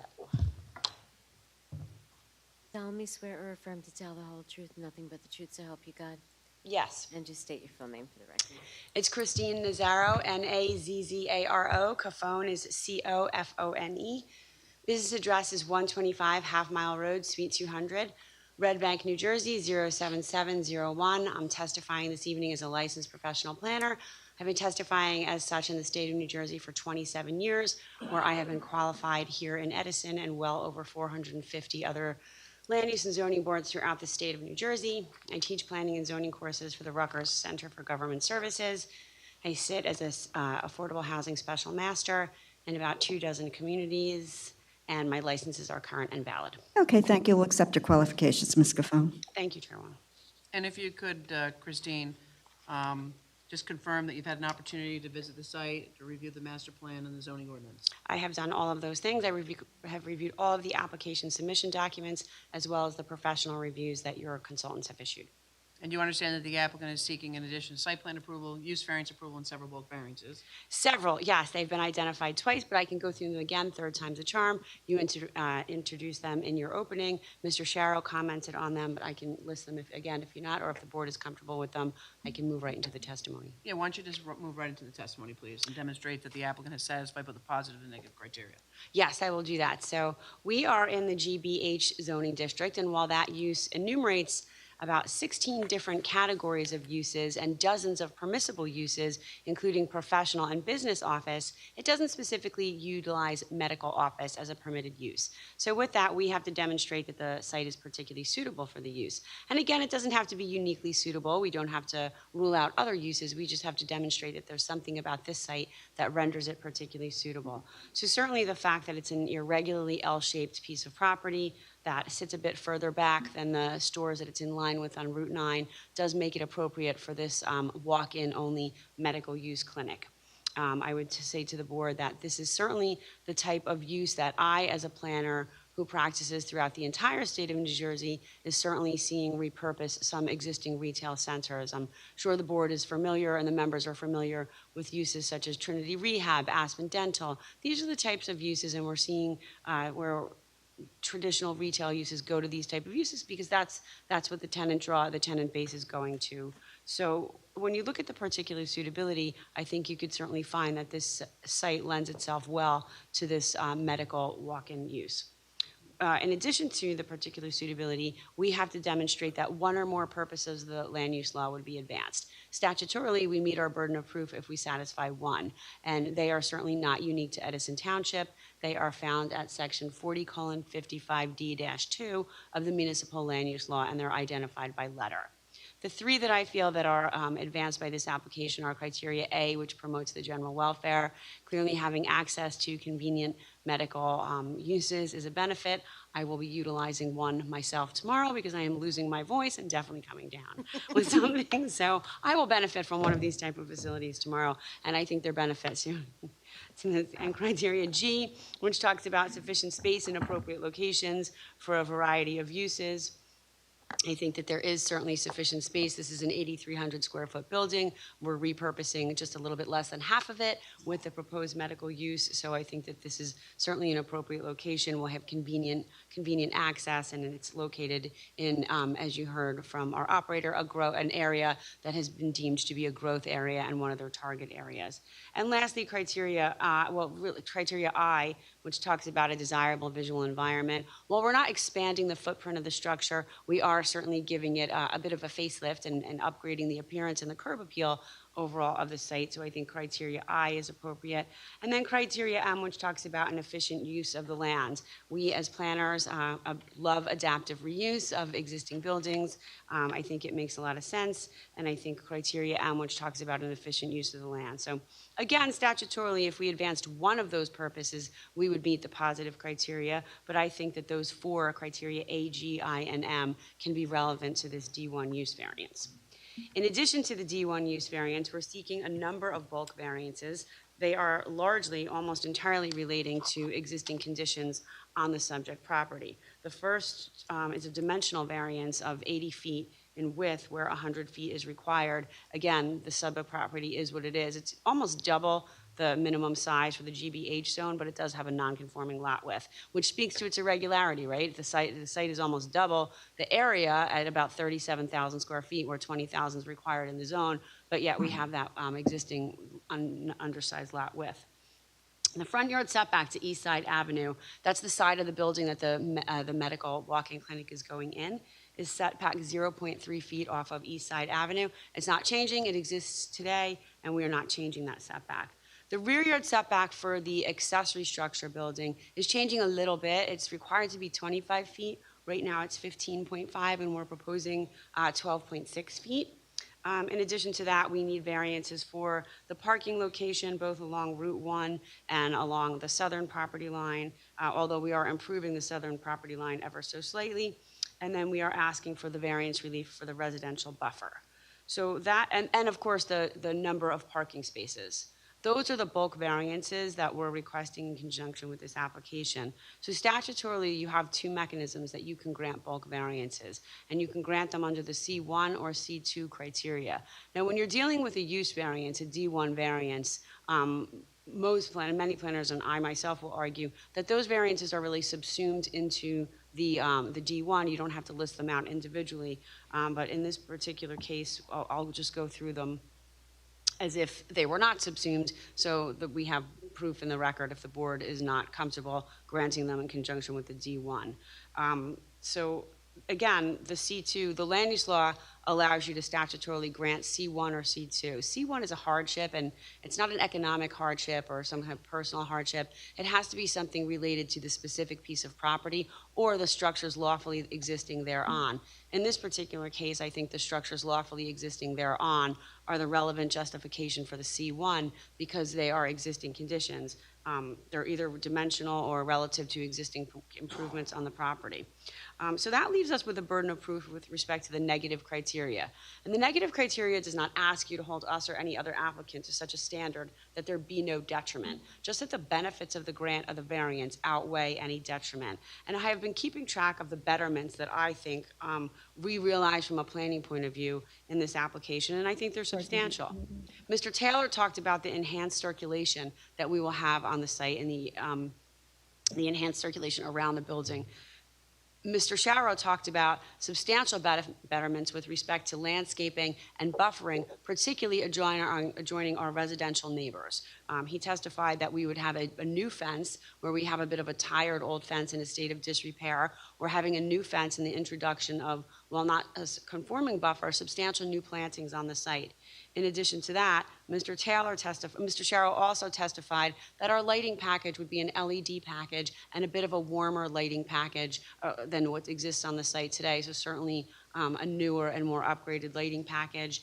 And Mr. Taylor testified that with respect to traffic, we would actually have less of an impact than some of those other as-of-right uses in the GB zone. So when you look at the negative criteria and both of those prongs, which is the impact on the zone plan and the impact on the public good, I think the board can be comfortable that there's going to be no substantial detriment. And if you are keeping track of the betterments like I was, I think you'll come to the conclusion that the negative criteria is satisfied. As far as the reconciliation of this use from the zone plan, I think when you look at the recent iterations of the master plan, which Mr. Bignell recognizes in his report that the site is designated for commercial use, and we are consistent with that, but we are also consistent with a number of goals and objectives in the master plan, which talk about encouraging the continued development of existing and potential businesses in the community, and also for providing for future growth and development of Edison's rateable base. And this applicant certainly does both of those things. So I think here, you certainly have a situation where we can balance the positive and negative criteria and come to the conclusion that the applicant satisfies its statutory burden of proof with respect to both the D1 variance and the C variances. And I think the board can grant the variances with no substantial detriment to the public good or the zone plan. Thank you, Christine. You're welcome. Does the board have any questions for Ms. Cofone? Jennings, are you done? That's our testimony. Okay, great. Okay, having said that, I will now go out to the public. I will go out to anyone that wants to be heard within 200 feet of the property, meaning you received a certified mailing as to the notice of this meeting. Sir, do you want to come up? Remember my 5-minute rule, please. We have been keeping track because if nobody's aware, there is a clock up here. Keep track, yeah, please. I don't think it's going to be necessary, but please. Sir, would you raise your right hand? Do you My name is Joe DeMaio. Sir, hold on. Please raise your right hand. Do you solemnly swear or affirm to tell the whole truth, nothing but the truth, so help you God? I do. And please speak into the microphone and please give us your full name and your address.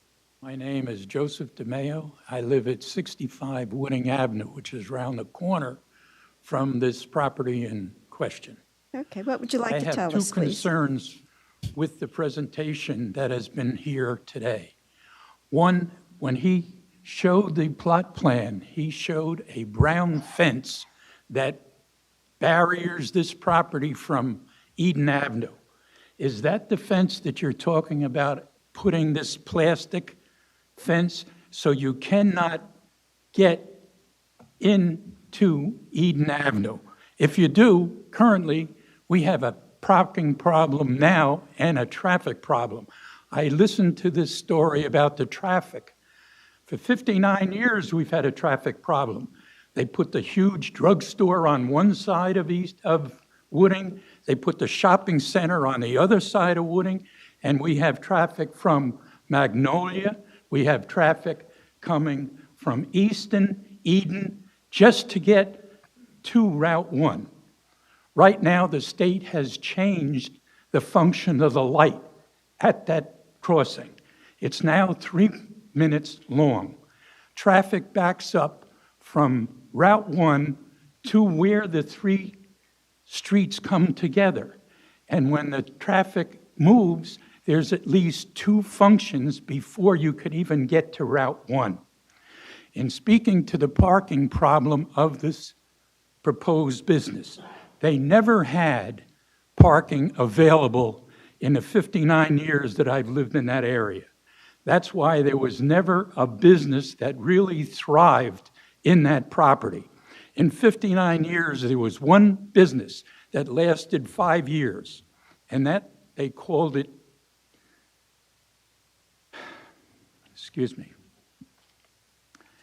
they called it Tool City, and they had a business. They had a parking problem. They had problems with the people coming and going because they never had access to Route 1. You could get into the property from Route 1, but you could never get out of the property. With the traffic on Route 1 is ridiculous. So what they had to do was come out and go to East Side, go up a block, turn, a left turn, go down 2 blocks, another left turn, and use Wooding to get back to Route 1. As far as them parking, they always parked on East Side because they never had enough parking for the people that worked in that building, and the people that worked in the building, I don't care if there were signs up that said no parking or whatever, they still parked on East Side, so they opened up parking within that building. If this is approved with the amount of traffic that's going to be now, that is just going to decimate the 3 streets that are adjacent to this property. The traffic now is ridiculous. When they get all this property coming from this installation, it's going to be worse. The main thing, though, is to make sure that that fence that they're talking about doesn't allow access to Eden Avenue. 40 years ago, when this tool company was there, when they built the original building, they had a path that went from Eden to the property to enhance them building that building. And they never did anything, they just left it. And for 40 years, it was just a path. When the tool company moved in, because of their restricted parking, people would park on Eden and walk up the path to do business with this company. The first house on the right-hand side of Eden, once you made the turn, was owned by a Democratic committee woman. And the people in the neighborhood deluged her with complaints about parking in that area. And she forced the people that owned the property to what he's calling this brown fence, I think, to restrict people from either walking or parking or getting to that property. If that's the fence that they're talking about with this white 8-foot, then that will restrict people from parking on Eden and walking in. If it isn't, that parking problem is going to come back that had 40 years ago. So I don't know. It's up to you people on the board to sort this out and try and figure out when we do have a traffic problem. No matter what you say or what this survey did, we have a problem. Okay, great, your 5 minutes is up. And I do enforce it because everybody that's come before you at meetings and will come after you are all with that 5 minutes. Ms. Jennings, do you want to address that now, or you want to wait till the end of all the public about the fence? I think we can address, I believe that the white fence is, the brown fence that's there now is being replaced with the white fence will be around the whole property. So we're not going to leave an opening or anything so people can get through the back. Okay. I think that's what his concern is. He thinks Yeah. we're going to leave an opening. There's no opening in the fence so that people can get. So there will not be access. Yep, you got to come to the, No access to Eden. no, okay, great, got that. Okay, anyone else within 200 feet of the property not expired? Ma'am, come on up.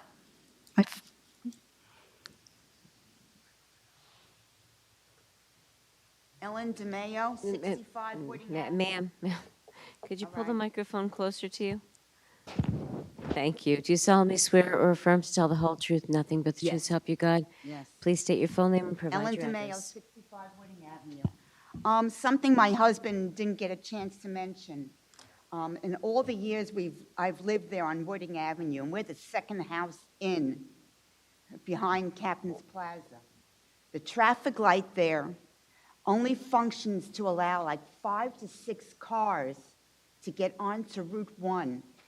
And many times we have big trucks coming there, making a turn to go back up north.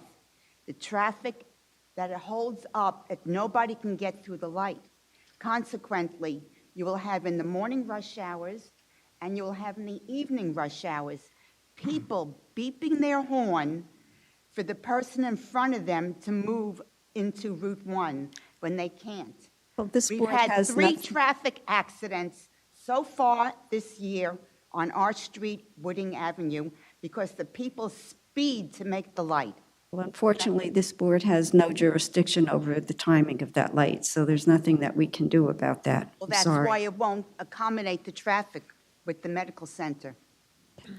Anyone else within 200 feet of the property wanting to be heard? Anyone outside of 200 feet of the property wanting to be heard? Yes, ma'am? I think, yeah, come on up. Okay, well, come on, Miss Hennessy. Okay. No, I know, we haven't seen you. I don't know, you don't love us anymore. Sometimes it's not worth it to come. Oh, come on. Don't we put on a good show? Yes and no. Would you raise your right hand? Do you solemnly swear or affirm to tell the whole truth, nothing but the truth, Yes, so help I you do. God? And please state your full name and provide your address. Mary Ann Hennessy, Hennessey, 20 Carmelo Drive. I'm outside of that area, but living here for 50 some odd years, I traverse in that area. And I couldn't figure out which building we were talking about until the gentleman said the furniture store. My questions are, the furniture store was never an extremely busy store.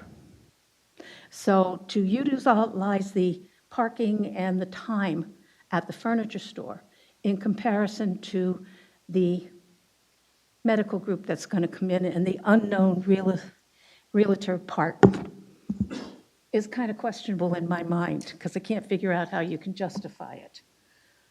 I would like to ask you, if in your approval, if you do approve it, under the snow removal, that you stipulate that they actually come back and remove the snow and don't just leave it in clumps within the parking lot. That makes it difficult for maneuvering around. I have questions, but I've got to find exactly where they are on the pad, so bear with me. You're losing your touch. I know, I haven't been here, that's why.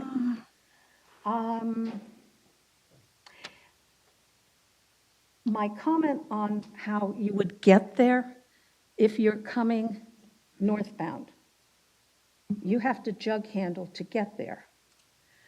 The jug handle at Skylark, which is relatively close to where you would need to go to work your way in the back way, sucks. The one up by the ShopRite is even worse because you jug handle, you come out and you come to 3 lanes. One to make a right if you're coming up the other way, the one in the middle to go straight across, and the one on the extreme left side to make your left turn, which means you have to bypass 2 lanes to get into the proper lane to turn to come back down to the medical center. Now, you might say that's not your purview. It may not be, but it will create problems in that area because you now have open road Honda, and they have an exit out off of their property onto Old Post. You've got Wendy's that has an entrance and an exit out onto Old Post. So anybody that's coming up north is going to run into a problem in order to make the turn to go back to the medical group. Just wanted to bring that up. I would really like an answer, even if it's a rough answer. If you can tell me that these specific businesses cannot be located in there, but there's also something that says what can be, give me an idea of what you want to put in there. You know, I mean, I don't find it fair that we don't have an idea of what we can look forward to being in there. And I think that's about it. Okay, thank you, Mrs. Hennessy. And it's been a pleasure to be here tonight. Michael. Ms. Hennessy, Ms. Hennessy, before you leave, welcome back.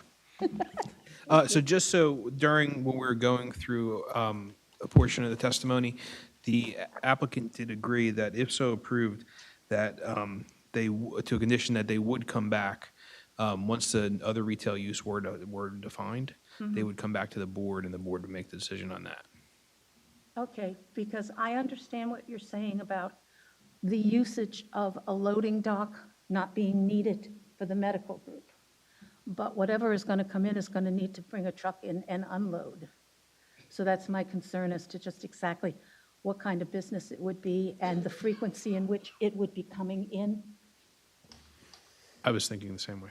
Okay, Great minds think alike. all right. Thank you very much. Anyone else outside of 200 feet of the property wanting to be heard?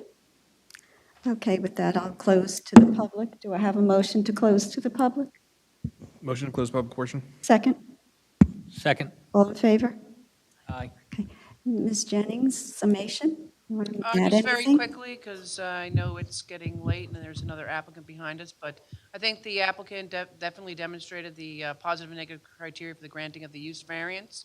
I think with the conditions that you suggested or would look to impose would help to alleviate some of the concerns with respect to the parking, but I think that the testimony absolutely supports the parking variance, and there should be no issue, and we respectfully request that the board grant an approval. Okay, thank you so much. With that, I'll go to the board, please, for a motion. Madam Chair. Yes, Mr. Comba. Madam Chair, I will make a motion to approve.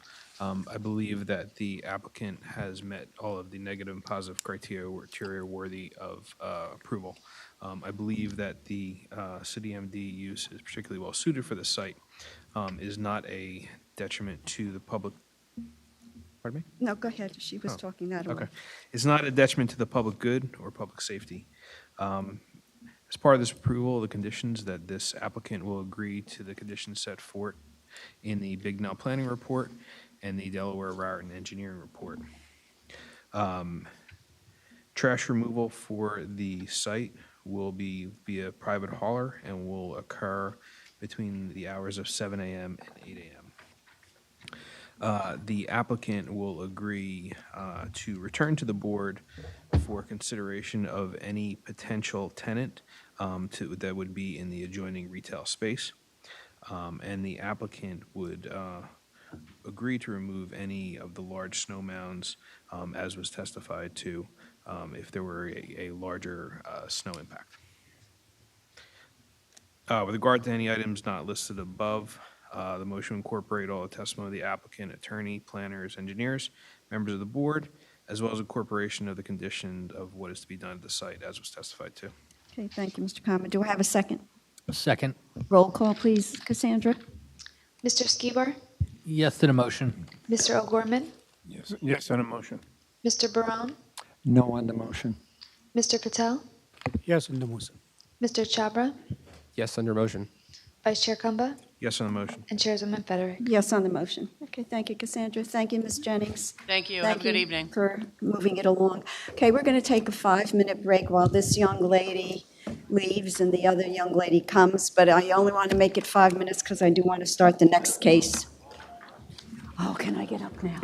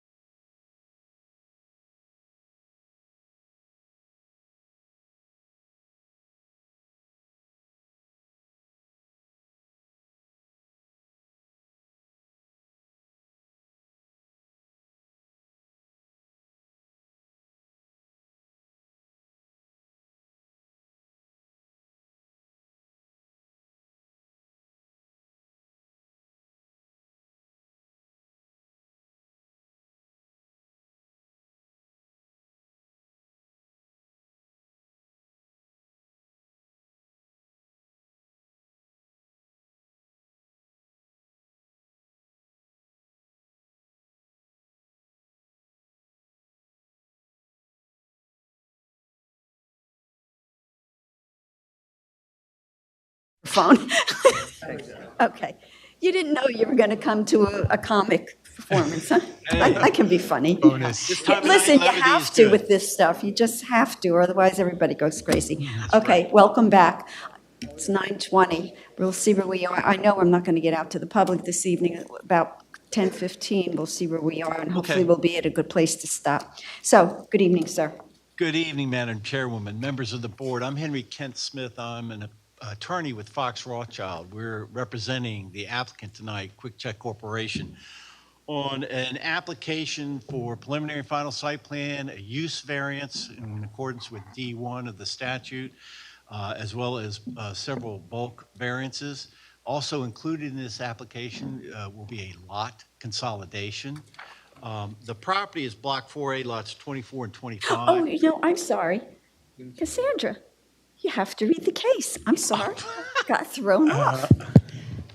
Okay. You're supposed to remind me. You're talking to a senior citizen I here. debated it, and I was like, oh, maybe we're just going to go with the flow. Okay.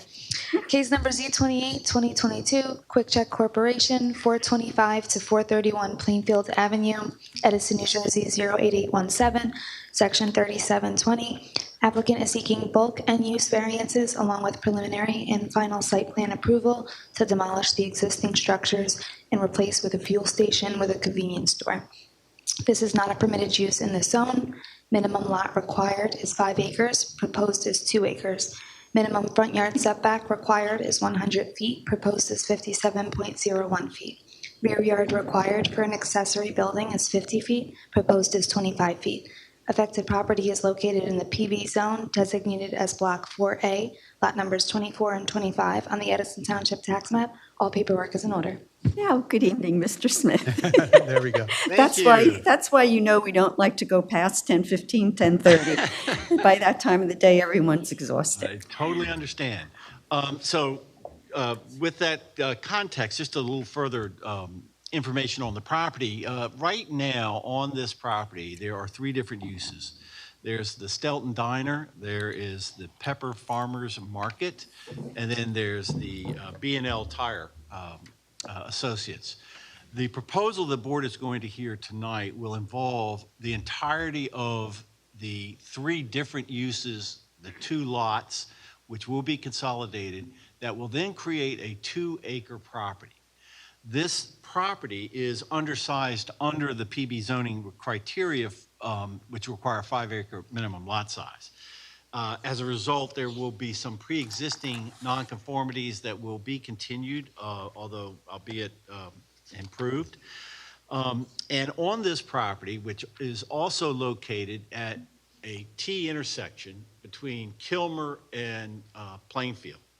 So right now, this intersection exists, which has a 4th leg for these 3 uses. What we will be doing is consolidating the uses into a uniform access plan, and that plan then will allow for a retiming of the traffic signal to address the traffic generation, and we'll have our traffic engineer testify about that. All of which is designed to help accommodate a 5,670 square foot Quick Check convenience store. The convenience store will also have fuel service, which is sort of customary in this market in this day and age. There will be 8 multi-product dispensers.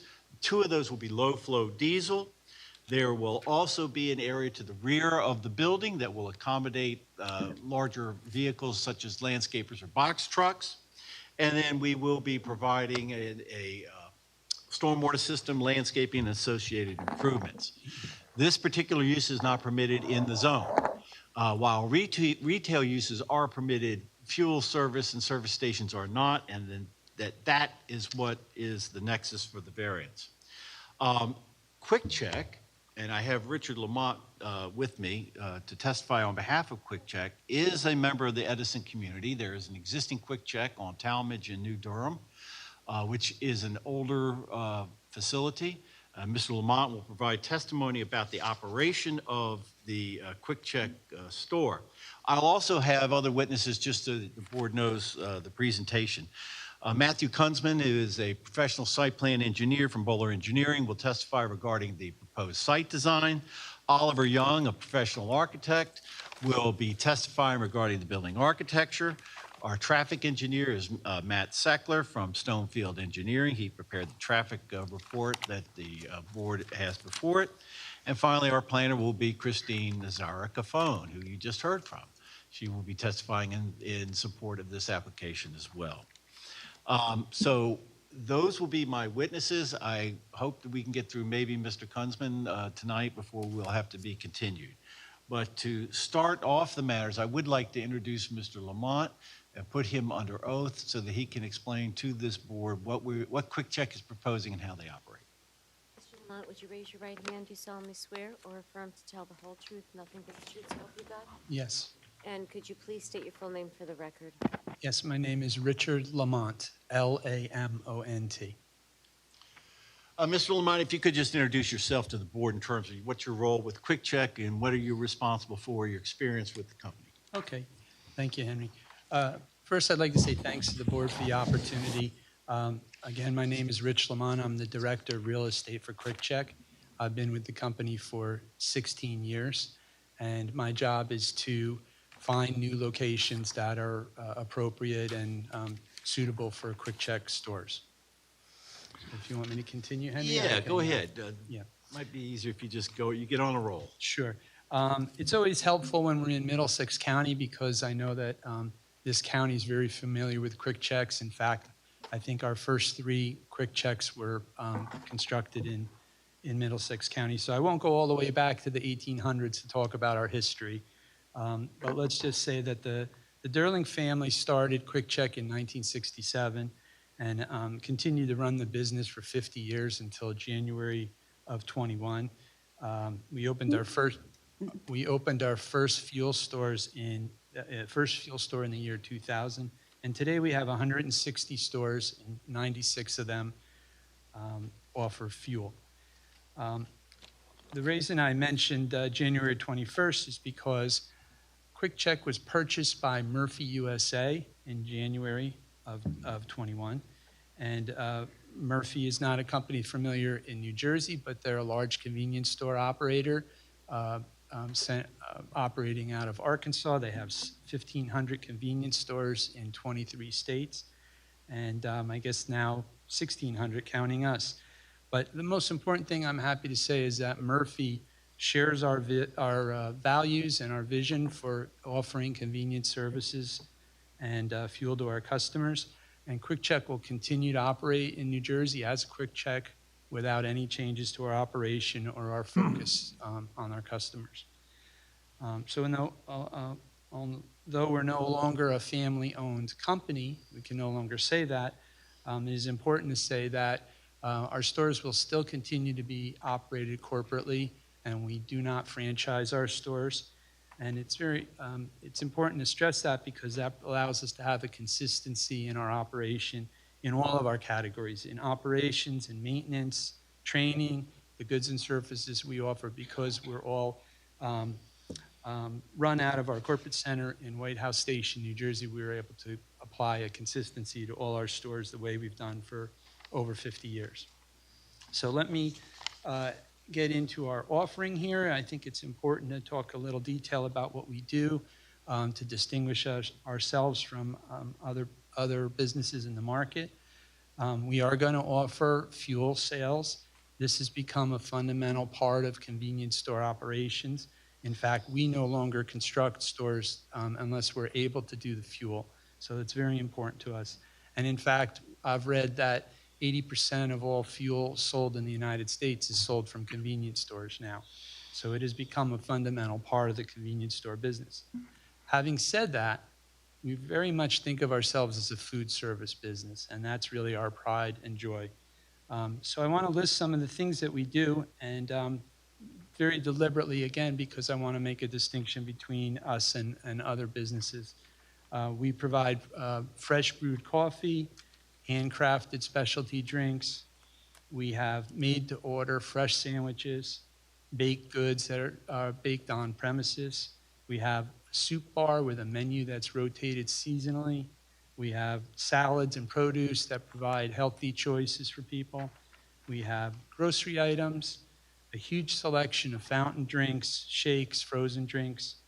We also offer no-fee ATMs and lottery. And then inside our building, we offer 10 seats, and we have 8 seats on the outside of the building. Even though virtually all of our food is purchased and consumed off-site, we provide that as a convenience for customers so they can have a quick sit and a bite as they're rushing along on their day. But we've also found that it minimizes people sitting in the cars with their cars idling while they eat their sandwich. And also, let's not forget too, COVID taught us that eating outside actually is a good thing, and seating outside actually became a premium. So all this is designed for us to be able to provide one-stop shopping for our customers. Some of you will be familiar with our store in Edison already. On Durham Avenue, New Durham Avenue and Talmadge Road. That store was opened in 1986. And in that case, it's a smaller store, part of a strip center. Next closest geographically here would be our South Plainfield store on exit 4, Route 287 on Durham Avenue. That's a slightly larger store than the existing Edison store. But most important, the one I wanted to point out is our store in Piscataway that recently opened in September on Lakeview Avenue. For a landmark, people familiar with that area would know the Harris Steel Factory. We built a store right there. And the reason I wanted to point that one out is because that is very close, and it is exactly what we're proposing here. It's a 5670 square foot store, and that would be exactly the building and a very similar site layout to what we're proposing here in Edison. So one thing I wanted to talk about was why we would choose this location. I think that's a great concern to the neighbors. And we have a very simple formula for choosing our locations. As much as we brag about our food service and how great a job we do with our food service, we know very well that people do not go out of their way to go to a convenience store. So the most important thing for us to do is provide convenience, and that means we have to be where people already are. We need to be where people live and work, and this site actually, this location is unique in that way in numerous aspects. So I'd like to just talk about those. So first off, if you look at the map of the area, you see very easily how convenient this location will be for people.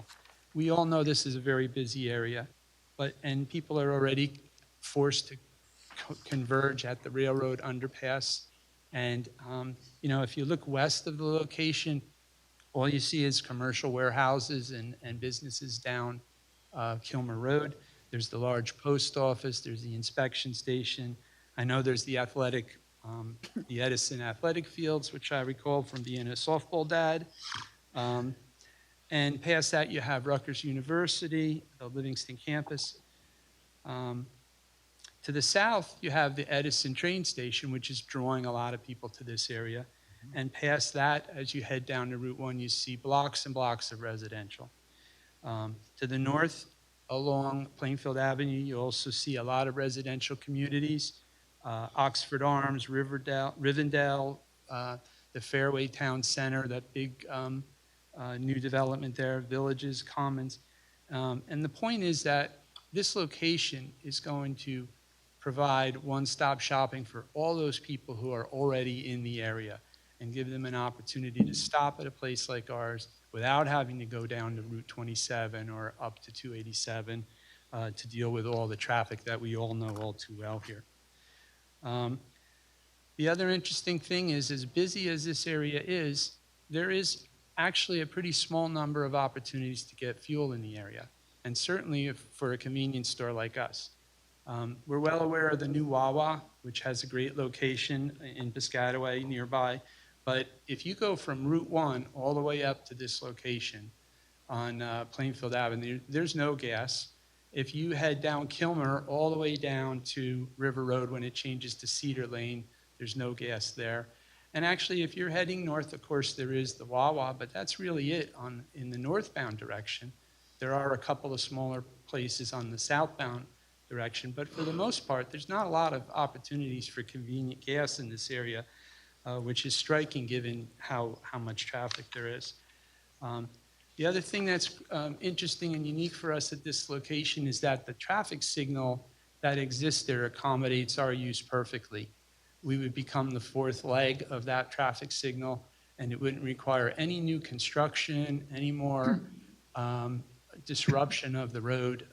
The improvements on Plainfield Avenue that are done would accommodate our use and would not require any, I think, a couple of minor sign changes, but other than that, the equipment that's out there is all brand new, and I'm sure our engineer will detail that more, but no anticipated roadway construction. And then, of course, it's very important to talk about the residential near us. And, we are very sensitive when we're near residential. And in this particular case, what's interesting is that we have the office building directly behind us, which is providing a substantial buffer between us and the closest residential. And also, because of the light, our proposal isn't affecting the driveways or the approaches to any of the residential communities that are nearby, and will actually be visually removed quite a bit by hundreds and hundreds of feet, depending on how you measure. Another aspect that makes this site so unique for us is actually, given the condition of the project, the existing structures there, they are aging, and frankly, the repair shop is a little messy. And this gives us an opportunity to redevelop a piece of property without going into any woods or any existing undisturbed property. So we're not affecting any undeveloped property or any environmentally sensitive area. We're going to redevelop the existing 3 uses that are there. And then frankly, a simple matter, we fit on this site perfectly. We're well aware of the lot size, but the fact is that for a quick check, 2 acres is ideal and is exactly the area that we look for to accommodate our use. We feel that this layout, it provides adequate parking and safe circulation, and haven't had to compromise our typical layout in any way in a nice, neat rectangle on 2 acres of property. So it's not often that we're able to cite 6 points like that make a site ideal for us, but we really feel strongly that this is a great location for our business and a location that'll minimize impacts to the neighbors. So do you want to move on then in terms of how you're actually operating on the property? Yeah. For hours and... Yeah. So I'll drill down into some details, and I'll go fast. This is to try to accommodate, anticipate questions that we typically get. I mentioned that the building size is 5670. This is our current prototype building. We have 4 stores in New Jersey that are under construction right now that are exactly that size. Our architect will talk in more detail about our building, but I've got to say we really love our building. We combine a lot of high quality building materials and a lot of brick on the building and the gas canopy, and it presents a clean and bright appearance that's just, a first class operation and a welcoming image. We are proposing to operate 24/7, and we are very aware of Code 11.4 in Edison that we must address in order to operate at night. And I will point out that our other store operates 24 hours in Edison and has been open since 1986. It's customary that we would meet with the local police to talk about our security measures, and we welcome their input. We're going to propose extensive camera system that covers virtually the entire site and the interior of the building as well. And specific to Code 11.4, it's important to note that we also will always have a minimum of 3 employees on the property in our overnight time. So that's not getting into the detail of that ordinance, but I would say that I'm confident that we'll be able to address that to the board's satisfaction. Why do we want to be open 24/7? There's basically 2 aspects to it. One is our operation. By being open 24/7, we are able to do a lot of things in the overnight shift that are efficient for our business. cleaning, restocking, repairs, baking even. So we have a lot of activity inside the store at night to try to make us productive and ready for the next day. But also even more important is that there's a community out there that a lot of people are not familiar with that I call the third shift community. And that's all of our EMTs, our police, our healthcare professionals, shift workers, maybe in this neighborhood, warehouse and delivery people from Kilmer Road who work the third shift overnight. And as late as we're out doing these hearings, there's another group of people that start even after this. And we provide an overnight service for them that they value. So drilling down even more into some detail, we are often asked about emergency generators. We've learned a bunch from Hurricane Sandy that impacted all of us so much. Our approach to handling that is installing transfer switches on all of our buildings. And then what we do is we have a preferred contract with for reserve generators with a rental company. And we have a number of generators that are on standby for our use, dedicated to us. We pay for that privilege, and that allows us to send generators to whatever location might need them in the event of a bad storm.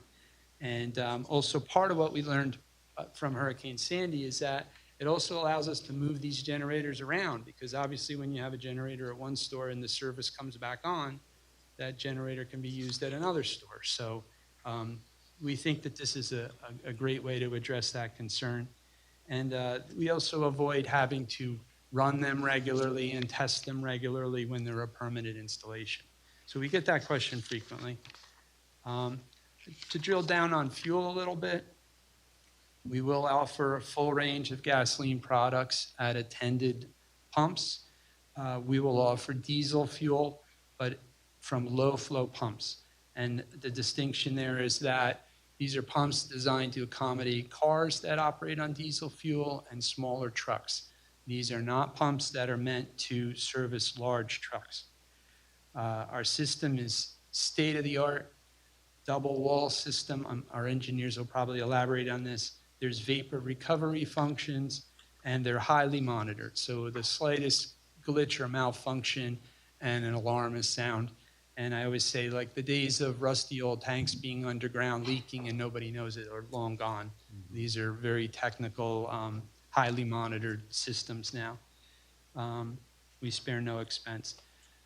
Back to the trucks, our facility is not designed to service tractor trailers. We don't have the room to stack them.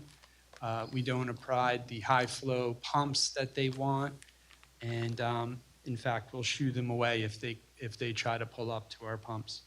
Our team members are trained in all the safety aspects of delivering fuel.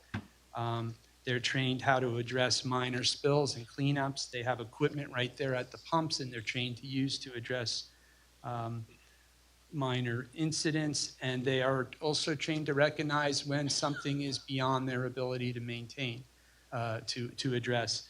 And that's very important because the fire department doesn't want us calling them for every little thing either. So we have equipment and training to address minor spills at the sites. We have never had a major incident at any of our pumps in the history of the company.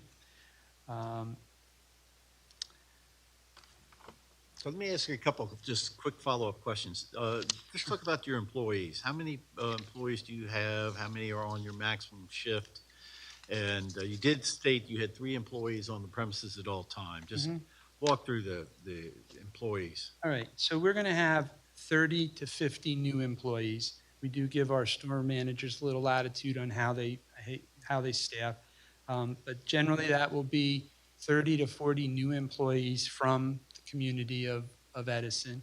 We do have some core transfers, and we have a hierarchy of promotions that, you know, will promote somebody to run a big new gas store. There'll be 8 to 10 team members on a shift, typical maximum busy shift. And as I said earlier, there will be a minimum of 3 employees at the store at all times. We'll hire them from the community, and they'll go through extensive training, which is something that I'm always very proud to talk about. We have a great training program. For example, we'll put our team members through Quick Check University, where they'll be trained to think about total customer dedication, which is one of our buzzwords, TCD. They'll learn about customer service, food safety, leadership training, the fuel safety for our fuel team members. They even have classes where they'll teach the store leaders how to evaluate their profit and loss statements for their stores. So there's tons of training that we do. And I always stress how it's a great opportunity for minors and young adults who are juggling school and work to have a great learning experience here. How about in terms of your deliveries to the property, both in terms of fuel and the product delivery? All right, so deliveries, we will have, our engineer will show we have 2 dedicated loading zones on our property, I should say receiving zones, one for store merchandise and one for fuel. They're both designed to accommodate tractor trailers. We control the timing and the frequency of our deliveries. The designated loading areas work really well to keep those activities away from our customers. And the other benefit is that since they're designed to accommodate the trucks, they pull in and out without maneuvering and backing up and stuff, so there's no beeping and there's no dangerous maneuvers that the trucks make. For gasoline, we say we typically have 6 to 8 deliveries a week, which comes out to 1 a day. Generally speaking, it's an on-demand system that will monitor and order fuel automatically when it's needed. This is vital for emergency situations and severe weather, so that's a very useful system.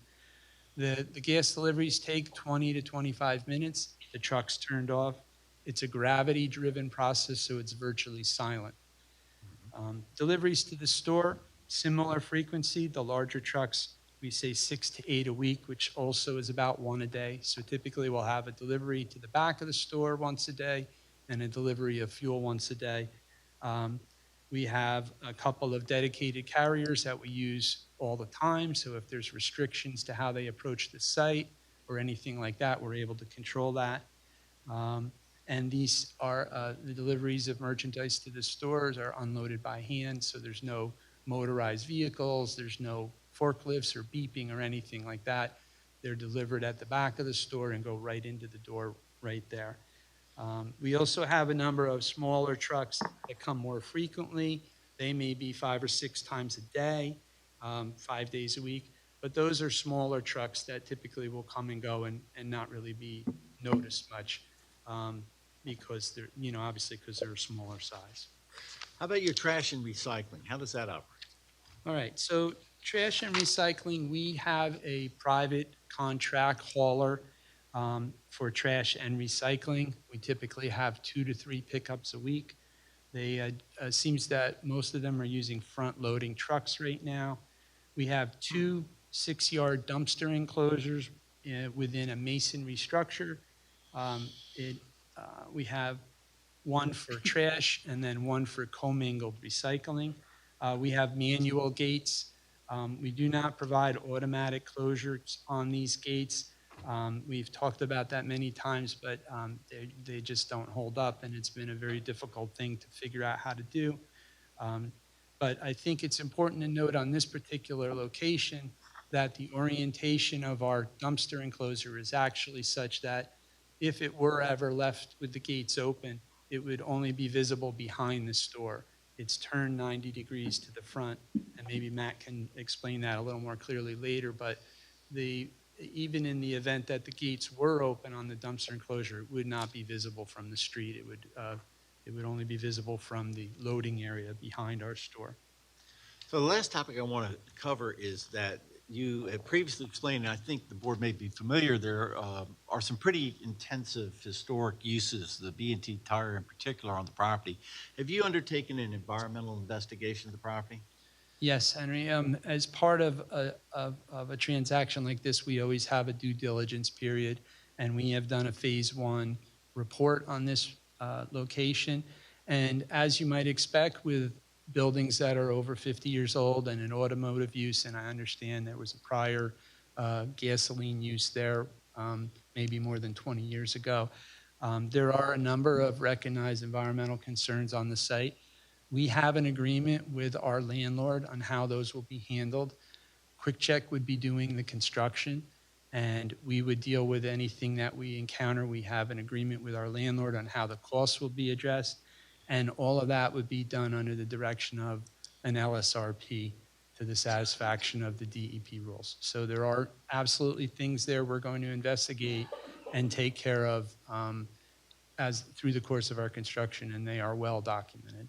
And so all of the materials that you find that are impacted would be properly disposed of under the guidance of an LSRP? Absolutely. And that any fill that comes in to replace any impacted soils would be a certified clean fill in accordance with the township and DEP standards? Yep.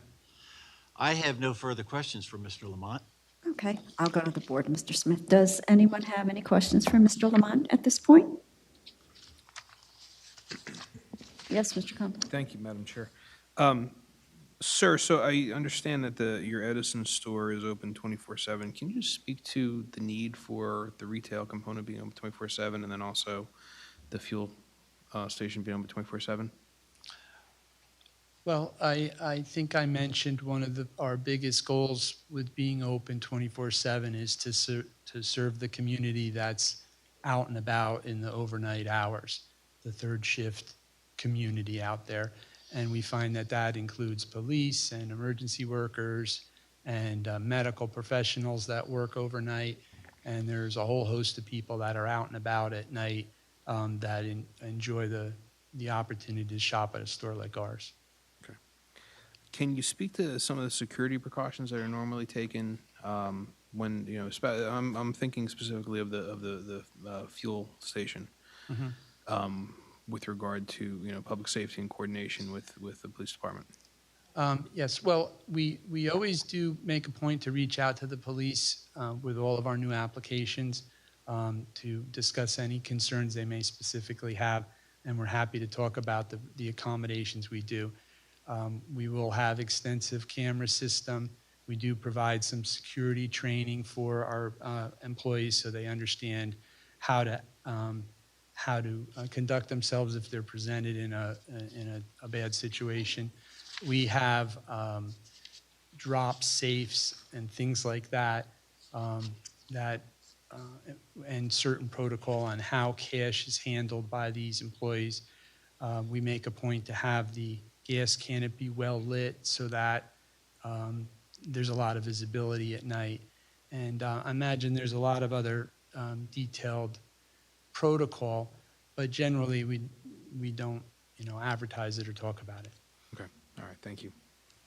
Any other questions for Mr. Yes, Mr. Skibar? Yeah, Madam Chair, thank you. Just in regard to the tractor trailers, how will you stop them from pulling in? Well, obviously, if a trailer decides to pull in and, we can't stop that, but if he tries to pull up to the pumps, we would shoo him away. We basically tell him that we can't serve him. Okay, thank you. Now, if that happened, he would have adequate room. We know because of our delivery trucks, he'd have adequate room to circulate the site and leave. But we certainly don't encourage that. It basically gunks up the whole works there if a big truck were to pull into that area. Any other questions for Mr. Lamont? Yes, Mr. O'Gorman? You talked about the training. What do you do with the idling, when a car is idling for 15 minutes? Are your employees trained in what to do with that? I think that there are signs posted that say that the cars are supposed to turn off their engines while they're fueling. So I believe we have signs posted that tell, and I think most people do that. I live behind the gas station. I see the signs. So, but are your employees trained in what to do with that when they're doing it for a half hour? Well, I don't think anybody is on our site for a half hour. If someone, are you talking about a customer that's parked? Correct. Or a truck. Uh-huh. I imagine that if it became a problem, we would have to address it directly. I thought you were talking about cars at the pumps. No, talking about sitting in parking spots. Yeah. Well, again, this is one of the reasons why we offer some seating inside. We try to discourage people from sitting in their cars eating. Unfortunately, it probably happens more than we'd like to see. All right, thank you. Any other questions for Mr. Lamont? Okay, Mr. Smith. Thank you. It's like 10 to 10, so what do you think? Mr. Kunzman, I can get him to at least get through the engineering testimony. Okay.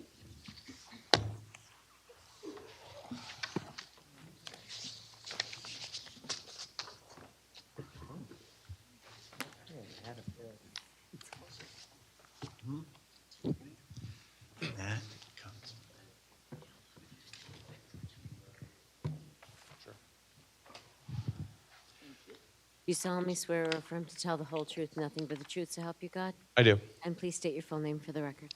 Sure. My name is Matt Kunzman. My last name is spelled Kunsman. I am a project manager at Bowler Engineering in Warren, New Jersey. I have a professional engineering license in the state of New Jersey. And I've been accepted as a witness in front of other boards. Okay, we'll accept your qualifications, Mr. Kunzman. Thank you, Mr. Kunzman. And you are the engineer who is responsible for the plans that are before the board tonight? Yes. And as such, can you just walk the board through the existing conditions on the property and then our proposal, and mark each exhibit as you put it up and identify it by date? Sure. So I want to mark this one as A1.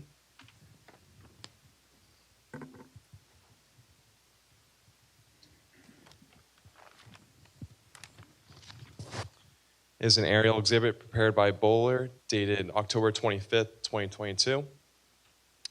The site is outlined in yellow in the center of the page, and just for your reference, north is also to the top of the page. The property is known as 425 through 431 Plainfield Avenue, Block 4A, lots 24 and 25. Currently, it is a 2.02 acre lot, which is an undersized lot within the PB planned business zone. The surrounding uses include to the north an office complex, as well as to the east. To the south is Kilmer Road with office complex as well. And beyond that is the train station, which is about an eighth of a mile away. And to the west is Plainfield Avenue. Currently, there are 3 existing buildings on the site, including a tire shop, a diner, and a farmer's market. The front yard setback on some of these buildings is 17.6 feet, and the side yard setback is 7.4 feet, which is actually an existing nonconformity for a use on a lot in this zone. There are currently 4 access points to the site on Plainfield Avenue for a total curb cut width of 140 feet, where the site frontage is approximately 294.8 feet. So almost 46% of the lot frontage is an access point to the site, which is uncontrolled. The only controlled access is where the intersection is, where the traffic light is.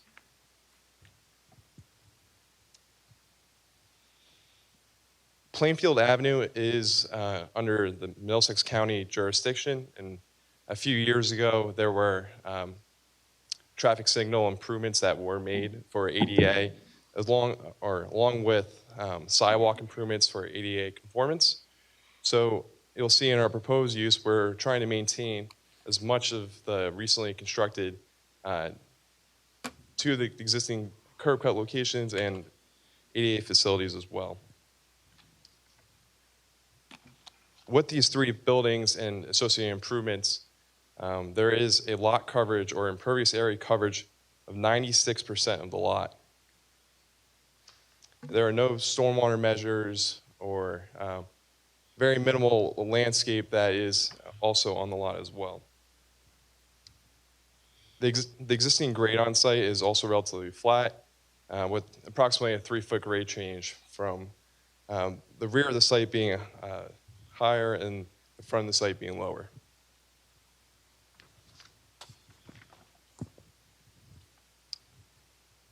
I'm also going to introduce a existing photo. So this would be Exhibit A2.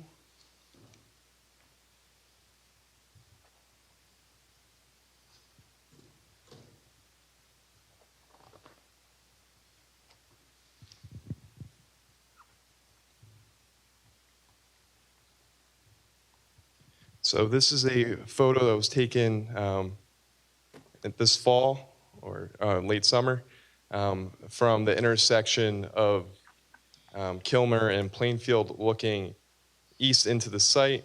So what you can see is the 3 existing buildings being relatively close to the property line.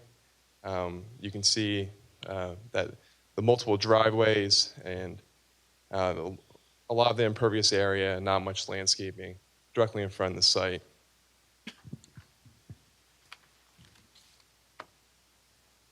I'm also going to introduce a similar exhibit. This is going to be Exhibit A3.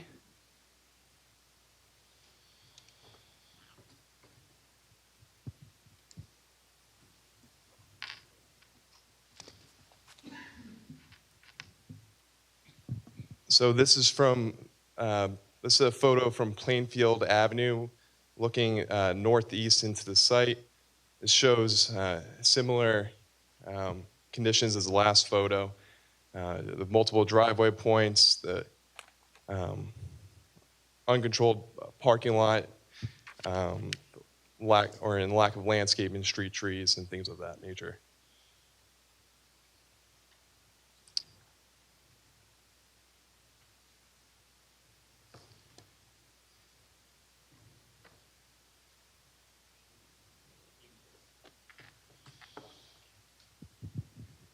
All right, I'm going to introduce my next exhibit. This is Exhibit A4, site layout plan exhibit prepared by Bowler, dated October 25th, 2022. North is to the top of the page for your reference.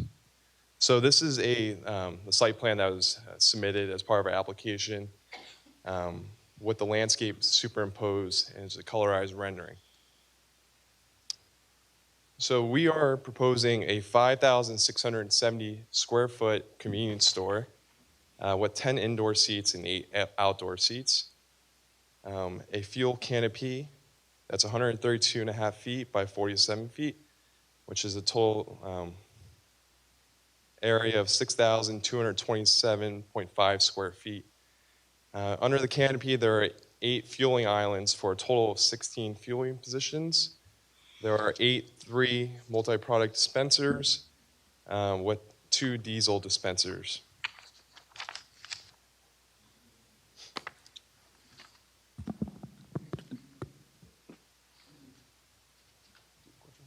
Yeah. Through the chairwoman, Yes, Mr. Corley. the diesel dispensers, will they be low flow, not appropriate for trucks? Yes, correct. So these 2 low-flow diesel dispensers, they dispense approximately 6 to 9 gallons per minute, where a high-flow diesel would dispense upwards of 25 gallons a minute. So it's a big difference between the low flow versus high flow, which would discourage large tractor trailers or trucks from wanting to fuel at this facility.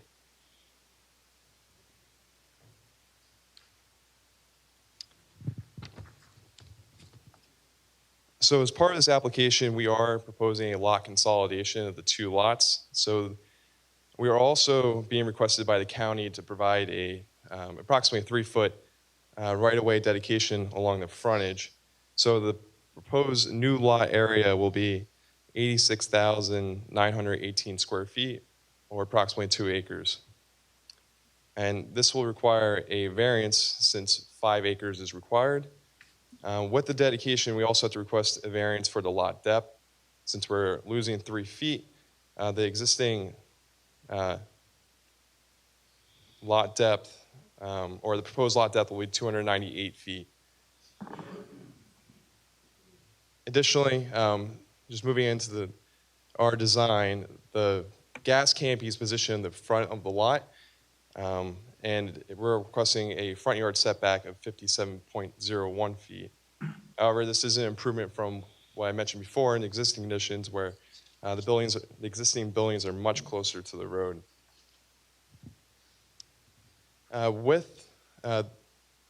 Within the zone, there's also a requirement for the minimum gross floor area required for a building.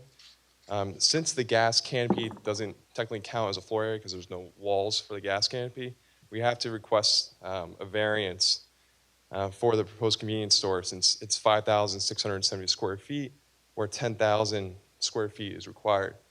If you did add the gas canopy to that calculation, we would comply with that regulation.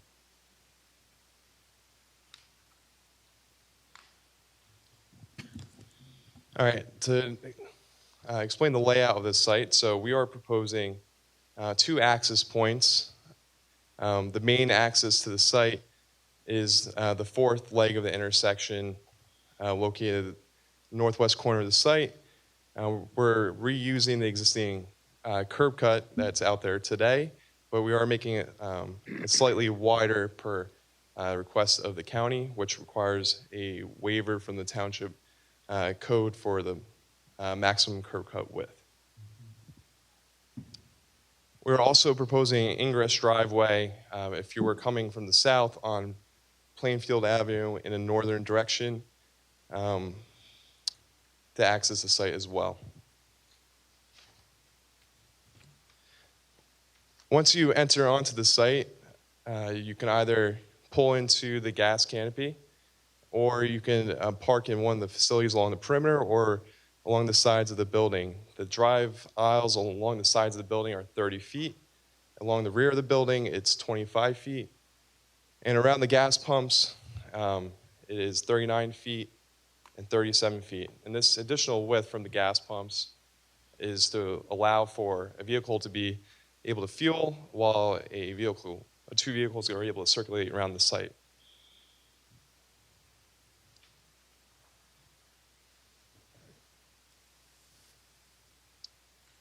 We are proposing a total of 62 parking spaces on the site.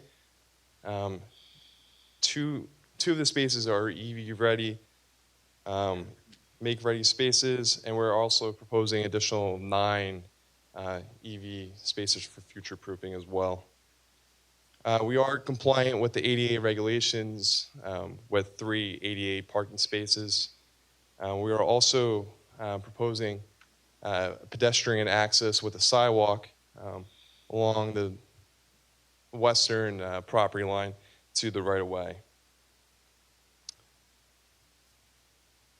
For trucks making deliveries to the site, we have two loading spaces. So we have a designated loading space located in front of the canopy for the underground storage tanks, so we have fuel delivery, and we also have a loading space in the rear of the building. These loading spaces are designed for WB50 trucks, which is the larger truck that QuickCheck would expect for their deliveries. Additionally, the site is designed to be able to accommodate a WB67 truck, which is the largest truck permitted in New Jersey to travel the roads. If they were to enter the site, they would have to come from the signal, and they can loop around the parking or the drive aisles. One thing to note is trucks cannot come from where the train station is north along Plainfield Avenue because of the height clearance or height restriction from the train tracks. So all the fuel deliveries and the store deliveries for larger trucks would come from the intersection.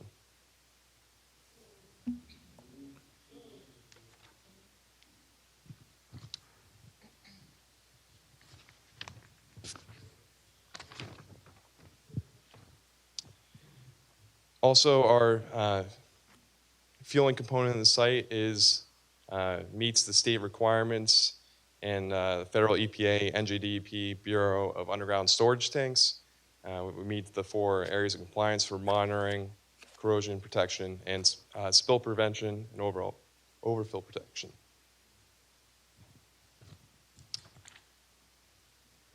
For utilities on the site, we are proposing a sanitary lateral to the rear of the site where there's existing sanitary main.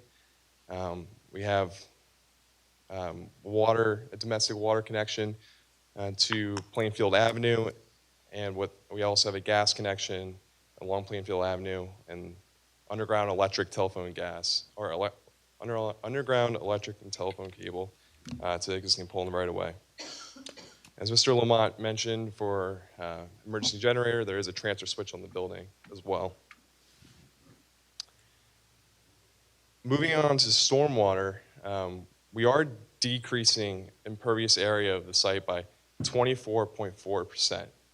So with this, we will comply with the NJDEP requirements for stormwater regulations, for water quality, water quantity, groundwater recharge, and green infrastructure. We're also proposing a manufactured treatment device to treat the water. So with this, there'll be less stormwater leaving the site, and also there'll be cleaner water leaving the site as well. Lighting, we are proposing LED light fixtures, area lights, canopy lights, wall-mounted lights, and soffit lights. They are a softer temperature of 3,000 Kelvin. They are also full cutoff lighting as well. However, we do need to request a variance for average horizontal illuminance for the maximum of 2.5 foot candles required. We're proposing 2.89 foot candles.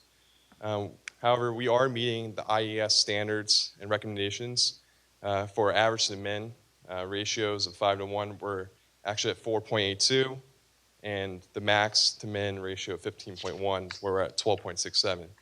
So since we're exceeding the IES standards, we're requesting the variance for this.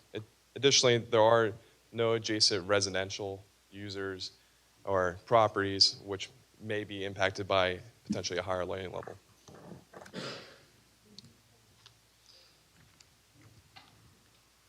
Signage on the site, we have a monument sign that is located on the northwest corner of the property by the egress to the signalized intersection. It's 100 square feet, which requires a variance where 75 square feet is required. For convenience stores with gas, the signs have to be larger than what you usually have because of the gas prices and other components as well. So we're requesting a variance for that. We also have a directional sign that's 3 square feet located on the ingress-only driveway in the southeast corner of the property. And this is to alert drivers as they're coming from the train station or that area that there is a way to access the site without having to go through the signalized intersection. We also have 3 canopy signs on the fuel canopy. They're 22.6 square feet each. And we have 3 wall signs on the convenience store. We have a Quick Check logo sign that's 57.7 square feet.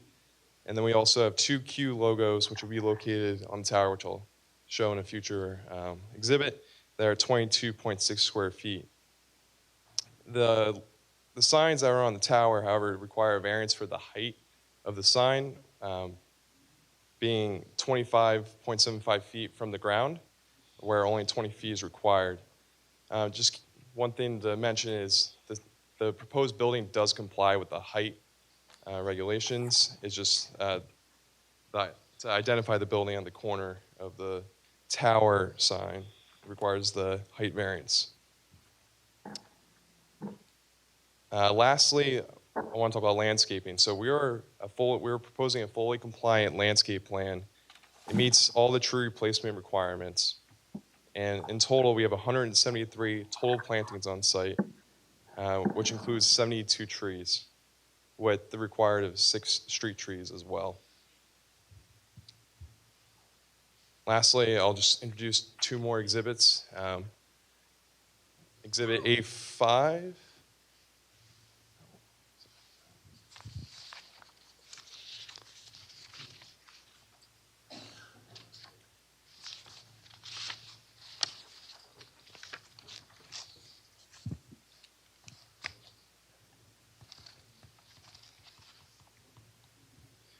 So this is Exhibit A5.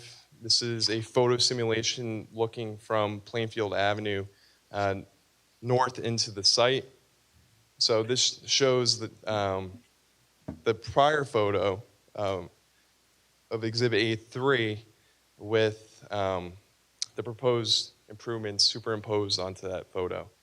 And what you can see is the gas canopy in the front of the site, the convenience store in the rear, and you can also see pretty extensive landscaping proposed throughout the site. And Mr. Kunzman, can I just ask you just a couple of follow-up questions, just relative to the overall presentation? Did you do an analysis of the truck turning movements into and out of the site and circulating through the site? Yes, we did. Have you submitted those to Mr. Bignell and Mr. Carley for their review? Yes. And did you discuss the application with the Middlesex County Planning Board relative to the signal at Kilmer? Sure. So we have submitted to the Middlesex County Planning Board. We've had a few meetings with them, and we're scheduled, I think, for this month to have to be approved for our proposed driveways and application. And what feedback did the county give us relative to the design and layout of the property? Yeah, so they had, since the signal was recently constructed and all the improvements within the right-of-way are very recently constructed, they want us to maintain as much as possible. So that was one of our design intents, to design that driveway was with the geometry to keep all the signalized, or keep all the equipment for the signalized intersection. But in terms of the access into and out of the site, the county gave you feedback relative to driveway width and the access into the site that we're proposing, the in-only movement, moving northbound on Plainfield, correct? Yes, that's correct. So describe that to the board in terms of referring back to the site plan at A4, just so that they could see what the driveways look like in alignment and circulation.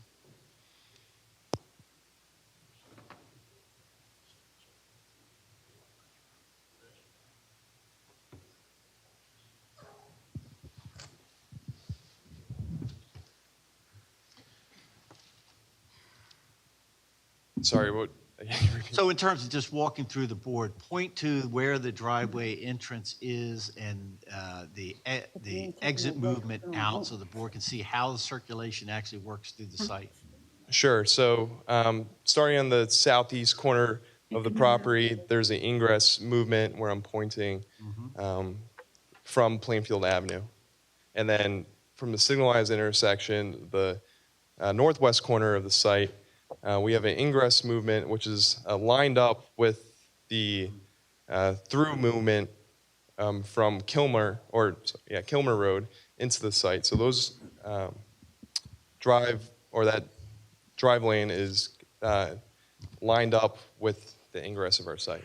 And did you talk to the county in terms of, are they satisfied with the movements coming left into the site from both directions? Yes, they are. And you provided them with the truck turning templates to show there's no conflict in that movement? Yes, the county has reviewed the truck turning templates. Okay. And then relative to the setbacks, you mentioned that the canopy has a front yard setback, but are there existing condition setbacks that are actually going to be eliminated or improved as part of this application? Yes, I believe I mentioned that one of the existing buildings is setbacks 17 feet from the right-of-way, and we are proposing,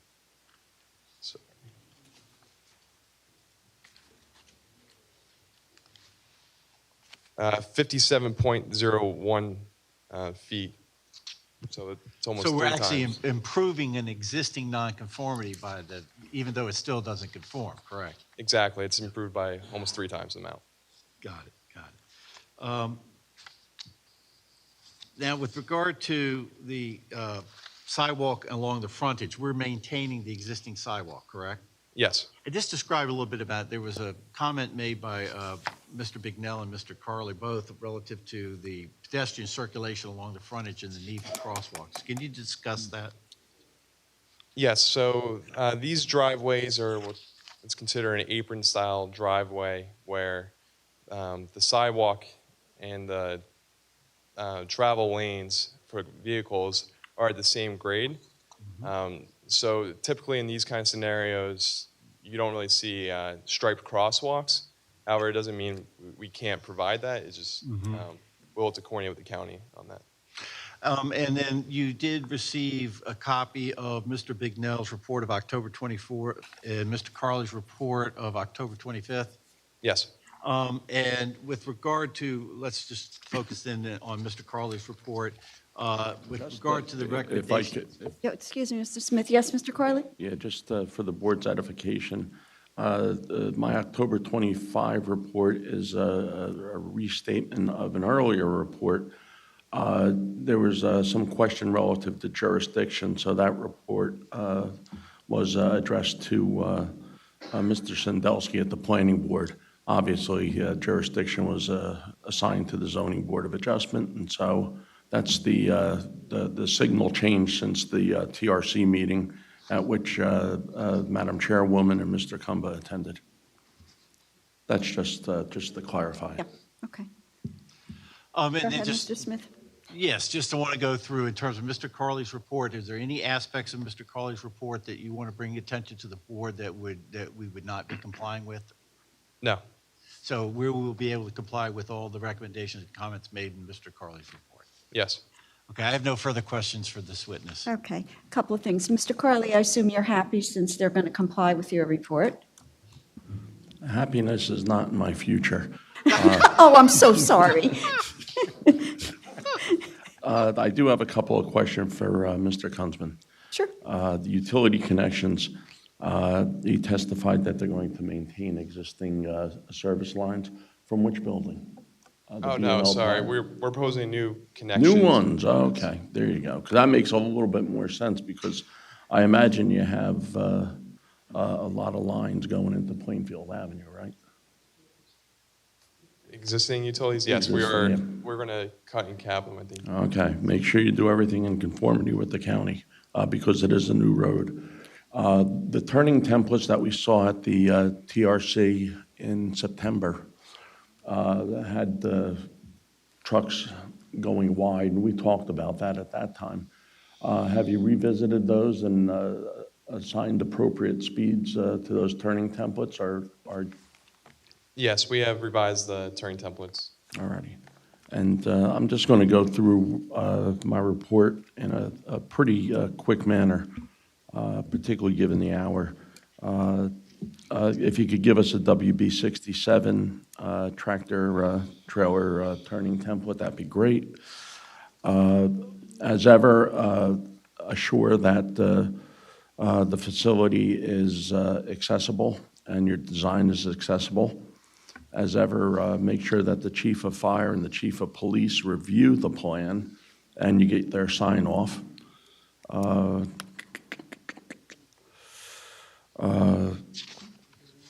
The build mitigation measures that you provide, I'm sure you have a traffic engineer testify to that. And you have EVC, your lighting conforms with Edison's ordinance. It's dark sky compliant. And when engineers talk to you about low heat lighting, as do with kelvins. 3,000 kelvins is like a yellow, a soft glow. 5,000 is the bright blue. And believe it or not, research shows that the bright blue is not conducive to human health. So we like to have it at a lower heat, and their design anticipates that. Is there anything in my Section 5 stormwater management that gives you pause? No, we revised it. Okay, good. Their initial design had infiltration, DEP discourages that on fueling stations. I was going to ask you that because that's one of the things you said on TRC, no infiltration system. Yeah, no, it's whatchamacallit, it's discouraged. Sanitary waste, water supply, other utilities, anything give you pause? No. Now, the time of carting is always of concern to the board, as we saw with the last application. Can Quick Check? Yes, we can fully control hours of when we have carting occurring on the property. Again, Mr. Kunzman, just show to the board, point to where the trash enclosure is located.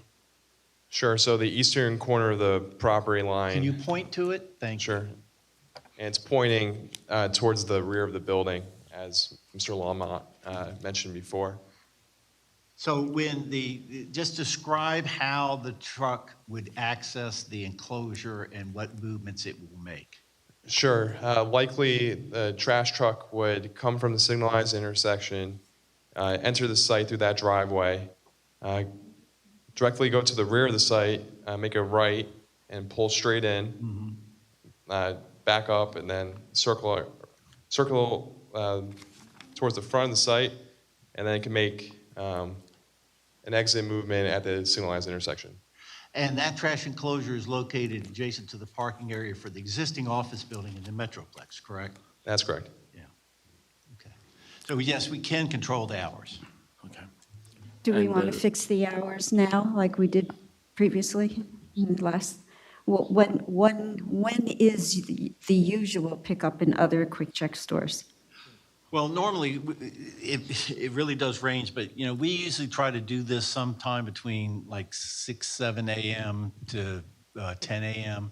The morning is a busy time, so sometimes we'll do a trash pickup later in the day, given the business of, you know, our busiest time really is a lot of times in the morning. Later's better than earlier for noise purposes. Yes, Mr. Kamba, because I know this is your bailiwick sometimes. Thank you, Madam Chair. If you could just give some flavor to what later is. Well, so with regard to this, normally we're pretty 24/7 operation, and we, when there's no residents in the area, we tend to just do trash pickup when, you know, when the cartage is available. So, you know, we could do it pretty much any time. In this location, we're over 500 feet from the closest residence with an office building in between. Again, we don't see that there's a lot of activity that would be disturbing of the public. But, you know, we can certainly limit and say we won't do cartage between, let's say, 10 p.m. and 5, 6 a.m. Okay. I mean, that would be overnight hours. Okay. Okay, 10 p.m. Okay. Okay, anything else, Mr. Smith? No. I was just trying to clarify some issues. Yeah, I'll get to you, Mr. Bignell. Just one thing before. Mr. Carley, you're okay? Yes, Yes, thank you. okay, Mr. Carley, as long as he mentioned it, he mentioned going to the fire chief.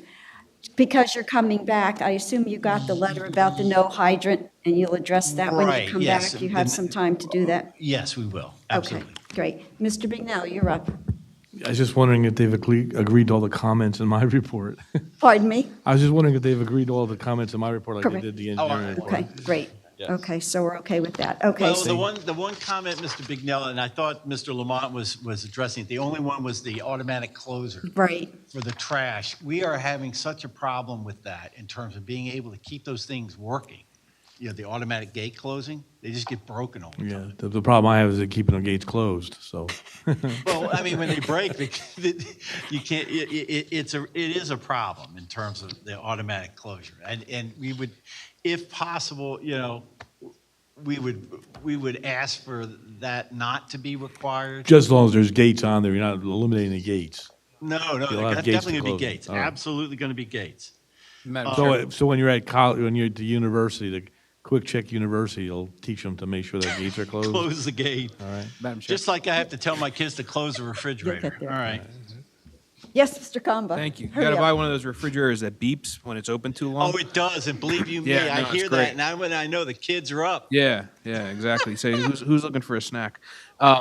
So my concern with the closure of the gates is making sure that the dumpster is closed. I mean, since, Right. you're a retail business and there's going to be food waste and things like that. Right. Just that it would be attracting vermin. So, just making sure that the gates are closed and the dumpster top is closed. Understood. Okay, so now, does anyone else on the board have any questions of Mr. Kunzman or Mr. Smith? Yes, Mr. O'Gorman? Madam Chair. Yes, is there going to be a water hot box for the backflow preventer? Yes, there will be. Where is it going to be located? The In the front or? Yeah, so it'll be towards the front of the site. Yes, Mr. but- Big now? Madam Chair, as long as it's past the front building setback and it's That's screened good. from public view. Yes. It can't be in the front yard. I don't care what the water company tells you. It can't be in the front yard. Okay. All right? Okay, okay. You had mentioned about the stormwater. You were going to treat it or go to a tank? We're providing a manufactured treatment device, which is essentially like a manhole that has proprietary technology that treats stormwater. Isn't that like, is that done basically through a centrifugal, like a vortex that Yes. in this pushes case, the yes. solids out to the perimeter? It's bad when I know more about this than you do, so. Okay, thank you. Okay, and yes, for- yes, Mr. Carley? For the edification of the board, all of the manufactured treatment devices that are used in the great state of New Jersey, I don't really subscribe to them, but we have to hew to the law, and we do have the New Jersey Administrative Code. They are reviewed and approved by NJDEP, and what we require and what the stormwater management report provides is a copy of the certification from NJDEP for the particular device. Okay, great, thank you. Okay, so any other questions for Mr. Kunzman? Yes, Mr. We got a Burrell? question there first. Oh, who? Oh, Mr. Skibar, I'm sorry, I didn't see. Thank you, Matt. And this very well might be for the traffic study. Just the operation of the light. Can you speak to that, or should we just? I would defer That really would be our traffic engineer. I just wanted to He's make done a sure. full analysis. Okay, Mr. Burrell? You're up. Yes, Mr. Kunzman, I'm just looking at this and I'm wanting to get a better sense of traffic direction flow. So if you're traveling south to north, there's no problem in entering the facility and leaving and continuing going north. So a couple of questions. Traffic coming out of your station, can they make left turns? Or are they going to be bound only to go right, north? They can make a left turn. Yes, they can make a left turn. They can make a left turn. And the second part of the question is, coming south, can southbound traffic make a left into this facility Yes. before the light, after the light? Because At it's the light. right at a light. Sorry, can you repeat? I just want to make sure I'm Can getting. southbound traffic make a left into the quick check Yes, they can. before the light or after the light? At the light. If they're going southbound on Plainfield Avenue, there's a dedicated left turn lane. They can make a left turn into the site. Okay, thank you. Any other questions for Mr. Kunzman? Okay. Pardon me? Oh, Mr. Carley? And this is just to put Mr. Ken Smith on, just to put the kernel in his head when the traffic engineer comes and testifies.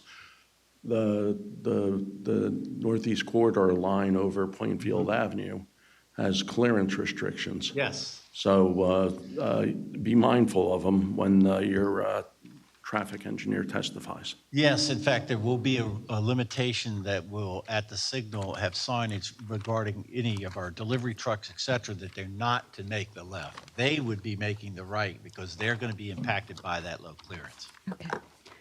Okay, last call. Just one last Yes, thing. go ahead. Mr. Kunzman, just one last thing. Traffic coming from Kilmer, would they have the ability to access Quick Check coming from Kilmer?